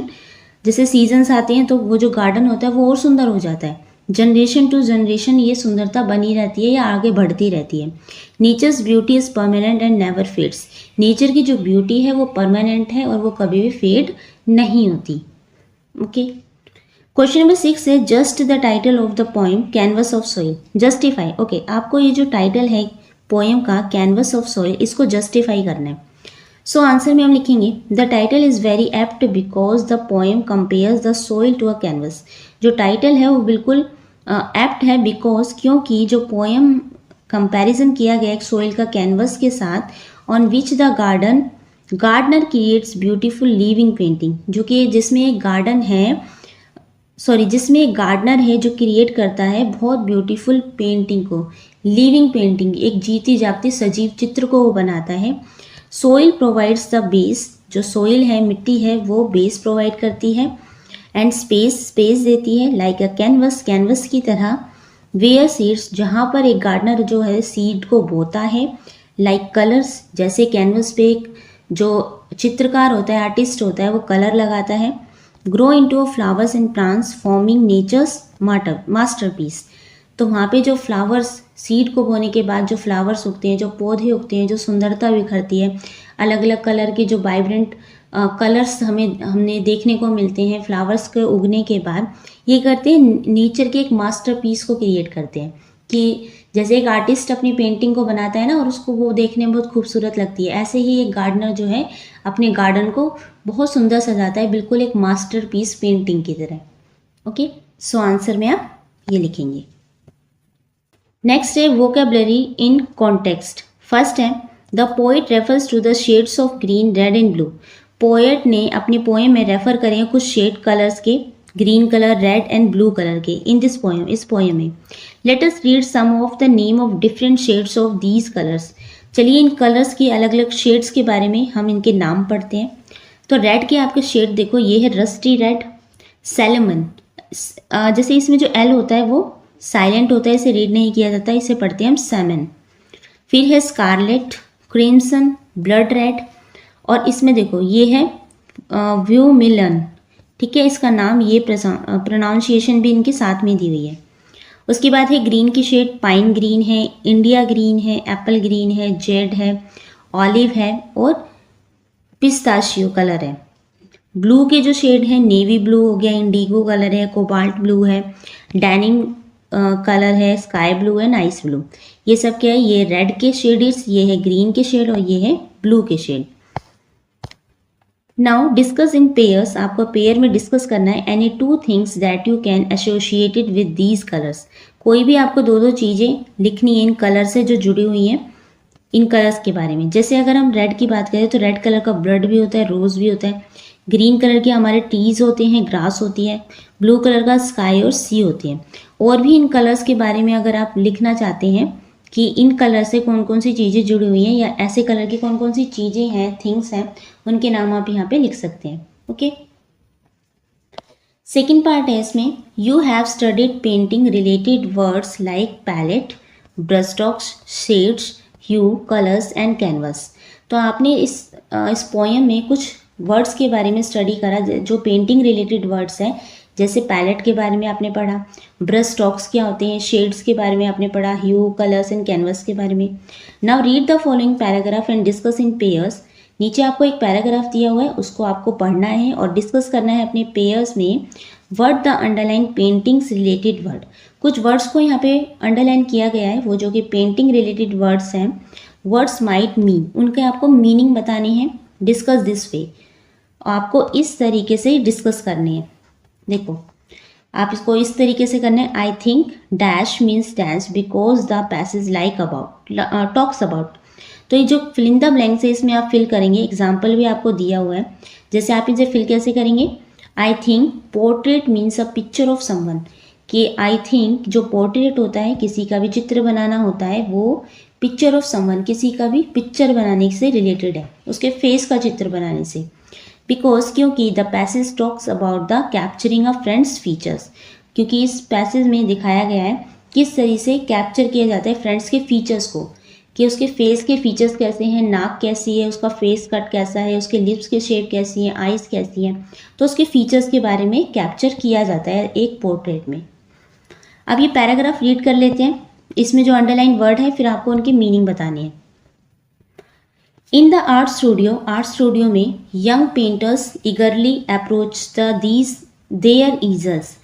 तो एक आर्ट स्टूडियो है, उसमें जो यंग पेंटर हैं वो ईगरली, बहुत उत्सुकता से अप्रोच कर रहे हैं देयर ईजल्स को। ईजल होते हैं इस तरीके का स्टैंड होता है, ठीक है, इस पे कैनवस को रखा जाता है, ठीक है, एक फ्रेम टाइप का होता है, उस पर कैनवस को रखने के लिए यूज़ किया जाता है, वो होता है हमारा ईजल।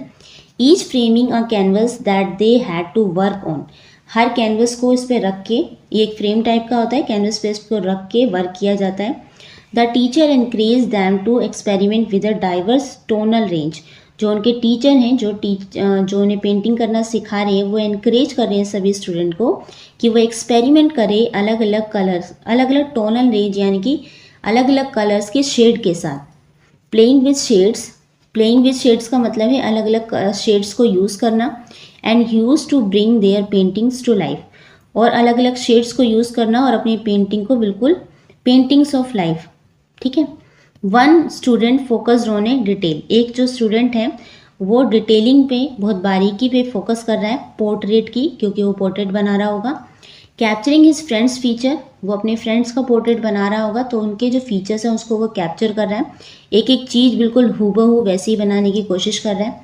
First with careful under painting and than feeling the final colour, सबसे पहले वो अंडर पेंटिंग यानी कि पहले स्केच की जाती होगी पेंसिल से, एक कलर फिल किया जाता होगा जो सेम होगा, टोनल जिसे कहते हैं, बेस बनाया जाता होगा। उसके बाद धीरे धीरे उसकी बारीकी को निखारा जाता होगा। अनदर स्टूडेंट, एक दूसरा स्टूडेंट है, वर्कड ऑन ए म्यूरल, वो म्यूरल पे काम कर रहा है। म्यूरल क्या होता है, देखो, depicting a spring day on the right wall of the classroom. Mural होता है जैसे कि किसी भी बड़े सरफेस पे, या हम कैनवस कहें या वॉल कहें, दीवार पे एक बड़ी सी पेंटिंग बनाना, तो वो बड़ी सी पेंटिंग बना रहा है एक दीवार पे, जो क्लासरूम की दीवार है उस पर। The room continue to buzz with artistic energy, जो पूरा रूम है वो कंटिन्यू बज़ हो रहा है, बज़ यानी कि उसमें चहल पहल है, आवाज़ें आ रही हैं, पूरी एक आर्टिस्टिक एनर्जी को वहाँ पे महसूस किया जा सकता है, क्योंकि हर कोई एक पेंटिंग की बात कर रहा है, कलर्स की बात कर रहा है, इमेजिनेशन की बात कर रहा है, तो पूरे जो वातावरण है वहाँ पे बस एक साउंड हो रही है आर्टिस्टिक एनर्जी की। ठीक है, तो ये है पैराग्राफ। इसमें जो आपके अंडरलाइन वर्ड है, अंडरलाइन है आपके ईजल पे, टोनल रेंज पे, portrait, under painting and mural. 5 words हैं, इनके मीनिंग यहाँ पे लिखे हुए हैं। चलिए इन्हें रीड करते हैं। फर्स्ट आपकी मीनिंग है ईजल की। I think easel means stand used to hold canvases. Easel एक स्टैंड की तरह है जो होल्ड करता है कैनवसेस को वाइल पेंटिंग, जब पेंटिंग की जाती है। बिकॉज, क्योंकि the passage talks about the painters working on canvas, क्योंकि इस पैसेज में बताया गया है, बातें की गई है कि कैसे एक पेंटर जो है वो वर्क कर रहा है कैनवस के ऊपर। सेकेंड है टोनल रेंज। टोनल रेंज होती है, I think tonal range means a variety of shades, अलग अलग शेड्स हैं, वैरायटी है, and use of colours, colours के अलग अलग शेड हैं। Because the passage talk about the experimenting with different colours, क्योंकि पैसेज में बात की गई है एक्सपेरिमेंट करना है अलग अलग कलर्स के साथ। थर्ड है आपका portrait. I think portrait means a picture of a painting of a person's face, किसी भी पर्सन के फेस की जो पिक्चर होती है उसे पोर्ट्रेट कहते हैं। बिकॉज, क्योंकि the passage talks about capturing the friends feature, क्योंकि पैसेज में बात की गई है कैप्चर करना फ्रेंड्स के फीचर्स को। सेकेंड है under painting. I think under painting means the first layer of paint on a canvas, एक फर्स्ट लेयर की जाती है कैनवस पे पेंटिंग की, उसे हम अंडर पेंटिंग कहते हैं। Before adding the final colours, final colour, final touch-up देने से पहले जो बेस बनाया जाता है वो अंडर पेंटिंग है। क्योंकि the passage talk about the student first painting the base before feeling the final colours. Fifth है म्यूरल। म्यूरल का मतलब है, I think mural means the large paintings made on A wall. Mural का मतलब है एक बड़ी सी पेंटिंग जिसे वॉल पे बनाया जा रहा है। Because the passage talk about the painting on the classroom wall, कि इसमें पैसेज में जो बात की गई है एक पेंटिंग बनाई जा रही है क्लासरूम की दीवार पर। तो ये है इनकी मीनिंग। नेक्स्ट आपका टॉपिक है लिसन एंड रिस्पॉन्ड। फर्स्ट है you will listen to young girl, आपको एक यंग गर्ल को सुनना है। डिस्क्राइब हर स्कूल गार्डन, जो अपने स्कूल गार्डन को डिस्क्राइब कर रही है। As you listen identify which of the following 1 2 3 she does not talk about, आपको अच्छे से सुनना है, फिर आइडेंटिफाई करनी है इन नीचे जो 3 चीज़ें दी हुई है इसमें से उसने किसके बारे में बात नहीं की है। Transcript for teacher on page number 264, जो ट्रांसक्रिप्ट है वो आपको 264 पेज नंबर पे गिवन है। तो चलिए पहले ट्रांसक्रिप्ट पढ़ लेते हैं, उसके बाद हम देखते हैं कि इसने स्टूडेंट ने, जो गर्ल है उसने इन तीनों में से किसके बारे में बात नहीं की है। नहीं पे, डज नॉट पे बताना है आपको। ओके, चलिए। सो बच्चों ये है आपकी ट्रांसक्रिप्ट कैनवस ऑफ सॉइल की। चलिए पढ़ते हैं। Good day to one and all, नमस्कार सभी को। I am glad I have been asked to speak about my school garden, मुझे बहुत खुशी है कि मुझे आज अपने स्कूल के बाग के बारे में कुछ बोलने के लिए कहा गया है। I quite enjoy spending my time there before assembly and even during the nature club talks, मुझे वहाँ सुबह, जैसे सुबह हमारी असेंबली होती थी, असेंबली से पहले और नेचर क्लब की बातों के दौरान वहाँ पे समय बिताना मुझे बहुत पसंद था, अच्छा लगता था। माई school garden has beautiful flowers in the 3 रोज, हमारे स्कूल में, स्कूल के बाग में खूबसूरत सुंदर फूलों की 3 कतारें लगी हुई हैं, 3 रोज है। The first row just has pink flower, जो पहली रो है उसमें पिंक कलर के फ्लावर्स हैं, गुलाबी रंग के फूल हैं। Second rows has the red roses, जो दूसरी रो है उसमें लाल गुलाब हैं। And the third row has white jasmine, और जो तीसरी रो है उसमें सफ़ेद चमेली के फूल हैं। These usually have butterflies flirting around them. इन पर अक्सर तितलियाँ, फ्लटरिंग होता है मंडराना, मंडराती रहती हैं। My school garden is not just a flower garden. तो हमारा जो स्कूल का बाग है सिर्फ एक फूलों का बाग ही नहीं है। It has several useful plants that are placed in pots in both the left corners. तो यहाँ पे बहुत उपयोगी पौधे भी हैं जो दोनों बाएं कोने में गमलों में रखे गए हैं। The right corners have potted evergreen plants, जो राइट कॉर्नर है वहाँ पे जो पोटेड रखे गए हैं वो एवरग्रीन प्लांट्स के हैं, यानी कि वो हमेशा ही ग्रीन रहते plants. That are a total of 20, जो कि पूरे कितने हैं 20 हैं। The garden is systematically bordered with bricks, जो गार्डन है वो सिस्टमेटिक तरीके से ईंटों से व्यवस्थित किया गया, उसका जो किनारा है उसे। आई स्टिल रिमेंबर, मुझे आज भी याद है, the day the members of the nature club painted this white and red, कि मुझे आज भी याद है वो दिन जो नेचर क्लब के जो मेंबर्स हैं उन्होंने यहाँ पे वाइट और रेड कलर से यहाँ पे पेंट किया था. Even the grand banyan tree in the center of the garden is lined with these bricks in a circle. और बिल्कुल बाग के बीच में स्थित एक विशाल बरगद का पेड़ भी इन ईंटों के गोलाकार रूप में घेरा गया है. The Art and Craft Club members beautified the garden by creating several items from waste materials. जो आर्ट एंड क्राफ्ट क्लब के जो मेंबर हैं उन्होंने यहाँ पर जो वेस्ट मटेरियल होता है उससे यहाँ पे बहुत सारी चीज़ें बनाई हैं, जैसे लाइक स्मॉल स्कार रोज क्या होता है, पुतला होता है जो खड़े करे जाते हैं ना, जिससे जो क्रोज वगैरह होते हैं उनके पास में ना आए, जिससे गार्डन खराब ना हो. एंड पिन व्हील बनाई है उन्होंने, एंड डस्टबिन्स बनाए हैं. आगे है, even painted the garden bench kept near the garden entrance. इसके साथ ही उन्होंने क्या बनाया है, जो एंट्रेंस जो गेट हैं उसके पास में उन्होंने बेंच को, गार्डन में जो बेंच रखा हुआ है उसको पेंट भी किया है, कलर भी वो कर चुके हैं. If you visit my school, अगर आप मेरे स्कूल में आए, do spend a little time in my school garden, तो कृपया मेरे स्कूल के बगीचे में थोड़ी देर ज़रूर गुजारें. बाय फॉर नाउ, अभी के लिए बाय या अलविदा. तो ये हमने इसकी हिंदी पढ़ ली. अब देखते हैं इसमें क्या क्वेश्चंस पूछे हैं. सो यहाँ पे बेंच के बारे में बात की गई है, क्योंकि वहाँ पे कलर किया हुआ है बेंच को, तो बेंच के बारे में बात की है. लेकिन यहाँ पे ये जो नल है और पाइप के बारे में यहाँ पे बात नहीं की गई है, तो आप इस पर टिक लगाएंगे, क्योंकि आपसे पूछा है डज नॉट टॉक अबाउट, तो इसके बारे में बात नहीं की है.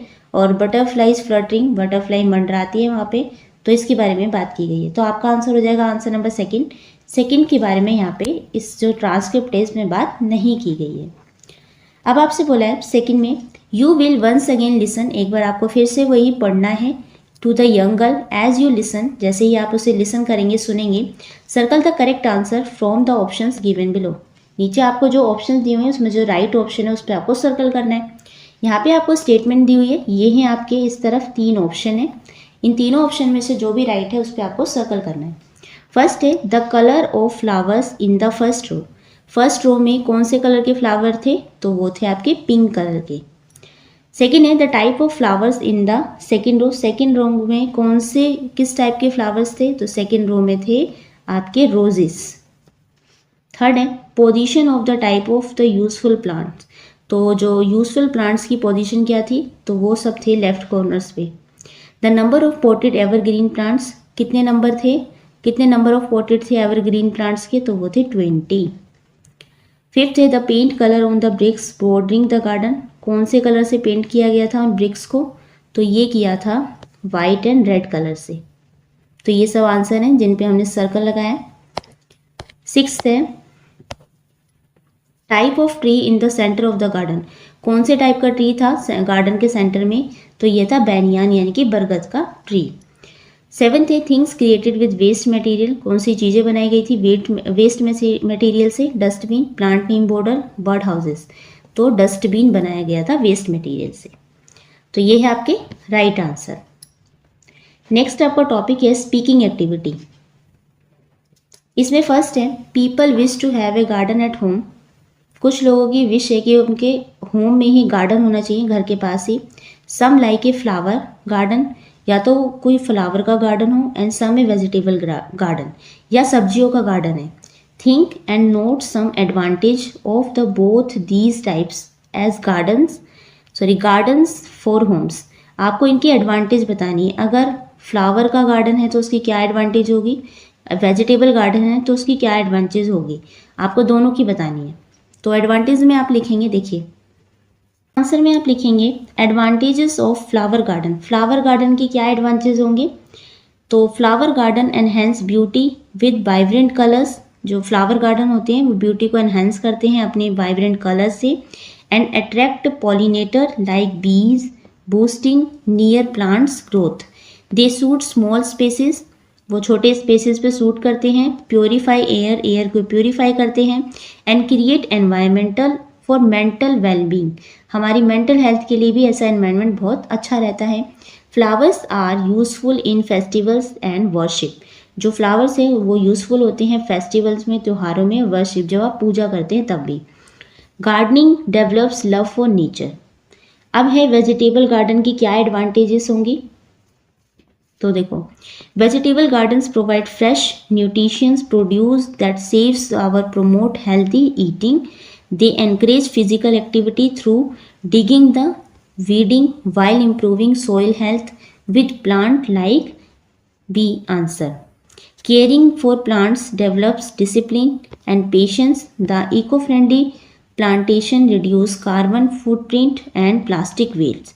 Organic farming used should be practiced as it is environmentally friendly and sustainable. Okay, तो आंसर में आप ये लिखेंगे। सेकेंड पार्ट है आपका, would you like to have a flower garden और a vegetable garden at home and why. आपको कौन सा पसंद है, आपके जो होम में कौन सा गार्डन होना चाहिए, क्या फ्लावर गार्डन होना चाहिए या वेजिटेबल गार्डन होना चाहिए, एंड वाई, क्यों, आपको क्यों का भी आंसर देना है। सो आंसर में आप लिखेंगे, take turns with your partner and speak your points aloud one by one using the given sentence from to express your preferences with reasons. नीचे आपको फिल इन द ब्लैंक्स दिए हुए हैं, उन्हें आपको रीज़न के साथ फिल करना है। जैसे ये है आपके fill in the blanks, I prefer dash to dash because, answer लिखेंगे आप, for me it is a dash instead of a dash due to, इस तरीके से आपको फिल करना है।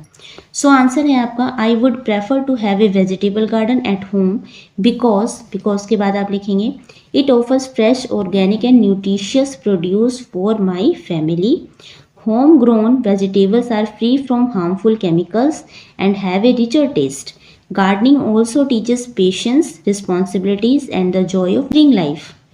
If I had a choice, I would rather have a vegetable garden than a flower garden as it is both practical and fulfilling.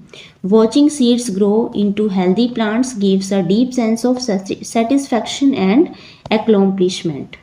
Okay, so answer में आप ये लिख सकते हैं, ये जो fill in the blanks है इनको fill करना है आपको।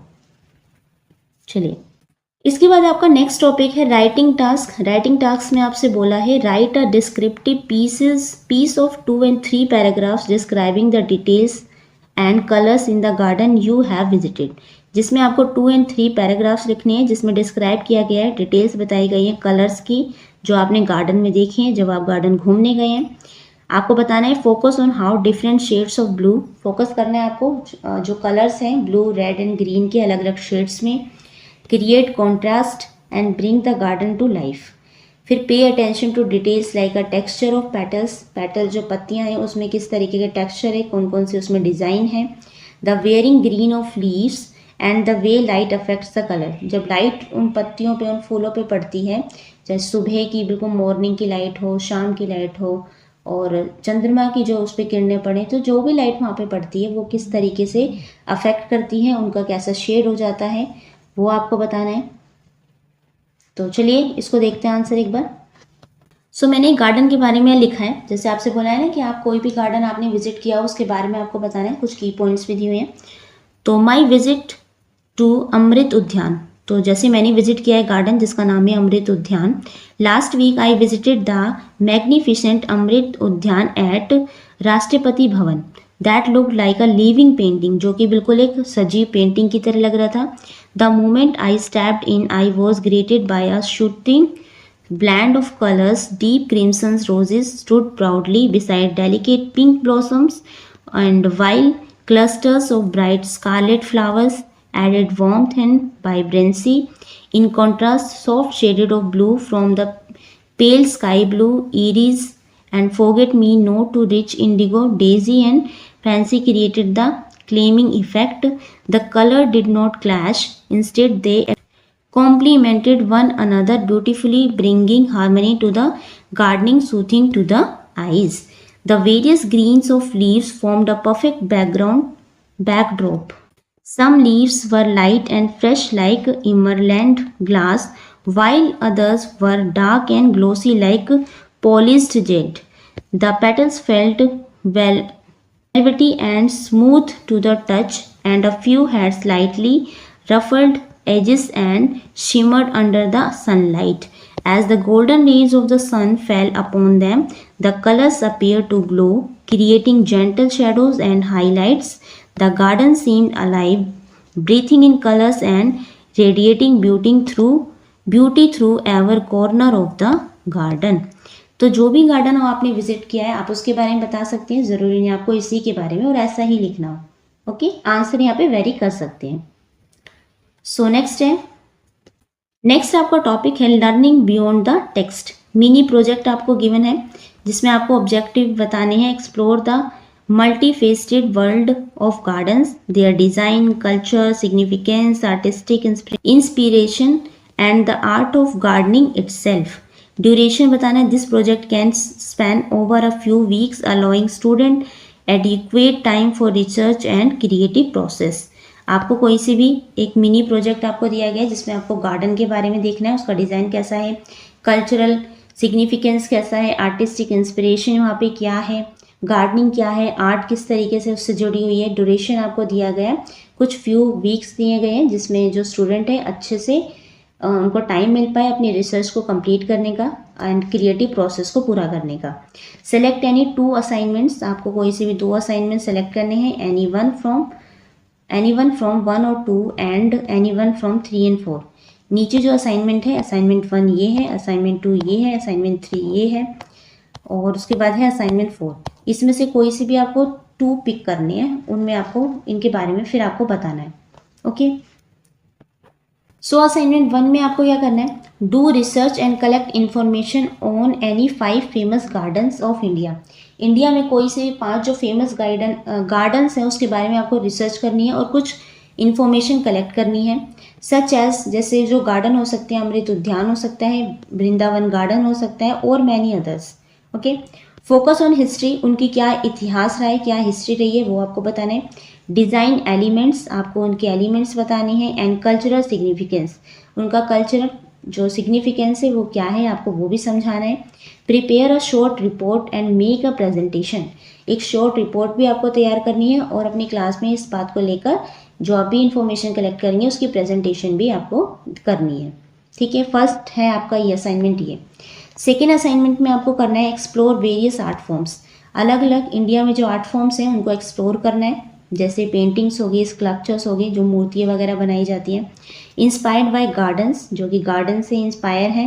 सिलेक्ट एन आर्ट पीस, एक आर्ट पीस को आपको सिलेक्ट करना है। And analyse how the garden is represented, analyse करना है कैसे ये गार्डन को रिप्रेजेंट करते हैं।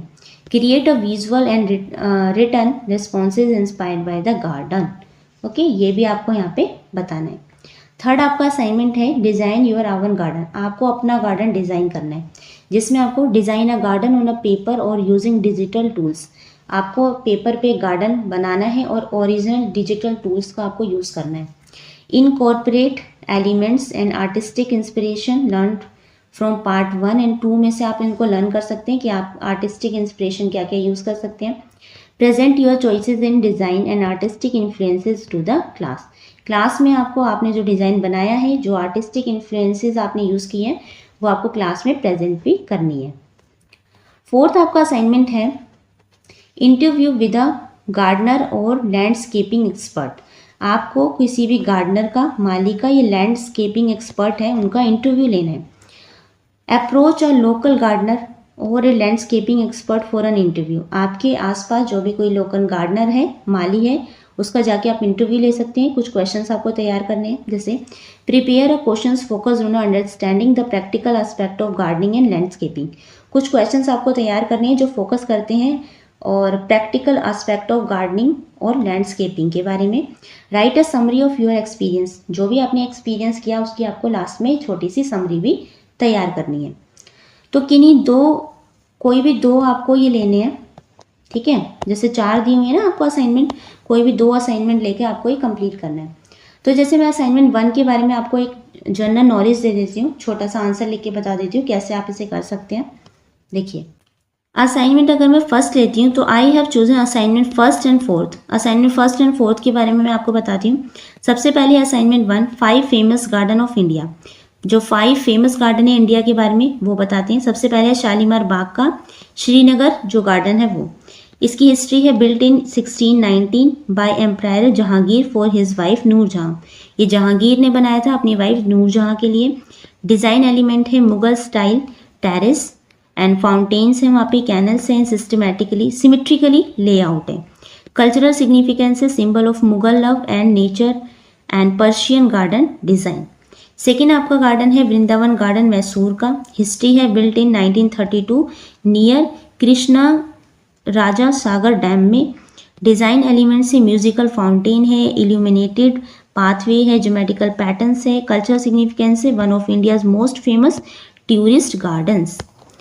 थर्ड आपका गार्डन है अमृत उद्यान जो कि राष्ट्रपति भवन में है न्यू दिल्ली में। हिस्ट्री है design by the sir Edwin Lutyens during the British rule. Design elements है आपका blend of Mughal and English garden style, roses fountains हैं। कल्चरल सिग्निफिकेंस है यहाँ पे represent India's heritage and it's open to the public during Udyan Utsav, Mughal and English garden style, roses fountains हैं। Fourth है आपका Lal Bagh botanical garden Bengaluru में। हिस्ट्री है started by the Hyder Ali and expand the Tipu Sultan. Hyder Ali ने बनाया था, टीपू सुल्तान तक था ये।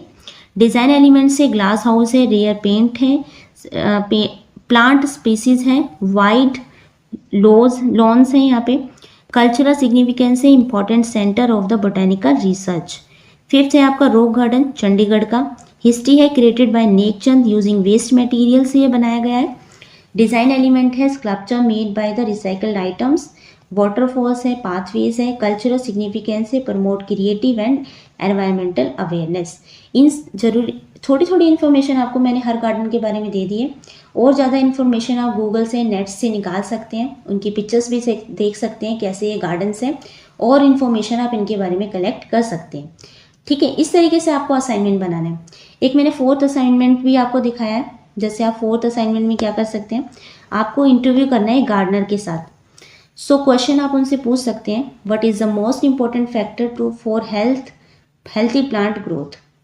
फर्स्ट है how often should plants be water. हमें जो पौधे हैं, जो हम पौधे लगाएंगे उन्हें हमें पानी कब कब देना है।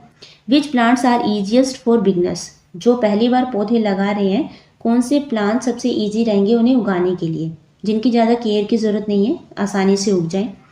How do you protect plants from pets naturally. जो पेट्स होते हैं उनसे हम इंसेक्ट वगैरह जो उनमें लग जाते हैं, कीड़े लग जाते हैं, उन्हें हम अपने प्लांट्स को कैसे प्रोटेक्ट कर सकते हैं उनसे। फोर्थ है what is the biggest challenge in the gardening. सबसे ज़्यादा बिगेस्ट चैलेंज क्या होता है जब हम गार्डनिंग स्टार्ट करते हैं तब। ये क्वेश्चंस आप उनसे पूछ सकते हैं। देन अपने एक्सपीरियंस की आपको समरी देनी है। समरी में आप लिख सकते हैं,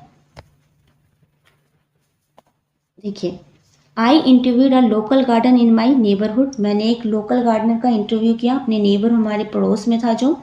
ही explain that sunlight, proper watering and good soil are essential for healthy plants.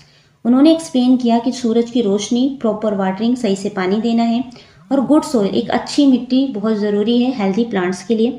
According to him, उनके according, over watering is a common mistake. ज़्यादातर जो ज़्यादा पानी दे दिया जाता है पौधों में, ये कॉमन मिस्टेक है। He suggested starting with easy plants like tulsi. उन्होंने सजेस्ट किया जब आप गार्डनिंग स्टार्ट कर रहे हैं तो कुछ ईजी प्लांट्स के साथ आप कर सकते हैं, जैसे तुलसी का पौधा, marigold and money plant for beginners. He also share natural ways to protect plants. उन्होंने नेचुरल वेज भी बताए हमें कैसे हम प्लांट्स को प्रोटेक्ट कर सकते हैं, such as using neem oil, compost instead of chemical fertilisers. The biggest challenge he said it protecting plants from extreme weather. सबसे जो बड़ा चैलेंज है कि हमें अपने पौधे को प्रोटेक्ट करना है वो है एक्सट्रीम वेदर से, कि कभी बहुत ज़्यादा ठंड हो जाती है, बहुत ज़्यादा गर्मी हो जाती है, तेज़ धूप पड़ रही है पौधों के ऊपर, वो उनसे हमें प्रोटेक्ट करना है। The interview help me understand the gardening requires patience. इस इंटरव्यू ने मुझे हेल्प किया कि हमें समझने में भी हेल्प की कि किस तरीके से जो गार्डनिंग करने के लिए हमें पेशेंस की ज़रूरत होती है, केयर कैसी करनी है, रेगुलर अटेंशन कैसे देना है। It was an informative and inspiring experience. ये एक इंफॉर्मेटिव और इंस्पायरिंग एक्सपीरियंस रहा। तो इस तरीके से आप अपनी समरी, अपने एक्सपीरियंस लिख सकते हैं। ओके। सेकेंड है, you must have read poems and song about beauty of nature and different seasons in English and in your our language. आपको रीड करनी है कुछ पोएम्स, कुछ सॉन्ग्स भी हो सकते हैं जो कि ब्यूटी है, जो नेचर की ब्यूटी के बारे में बताते हैं। डिफरेंट सीजन, अलग अलग मौसम के बारे में आपको बताते हैं, उनके बारे में कोई पोएम हो आप वो पढ़ सकते हैं, कोई सॉन्ग है आप वो सुन सकते हैं, इंग्लिश में सुन सकते हैं, एंड अपनी लैंग्वेज, जो भी आपकी लैंग्वेज है, बंगाली है, हिंदी है, मराठी है, तेलुगु है, जो भी लैंग्वेज है आप उसमें सुन सकते हैं। Now read and enjoy the poem given below. नीचे आपको एक और पोएम दी हुई है, उसको आपको रीड करना है और एंजॉय करना है, ठीक है। सो आप ये रीड कर लेंगे। चलिए, इसके साथ ही आपका ये चैप्टर कंप्लीट हो जाता है। आई होप आपको अच्छे से समझ में आए होंगे। Thank you so much for watching.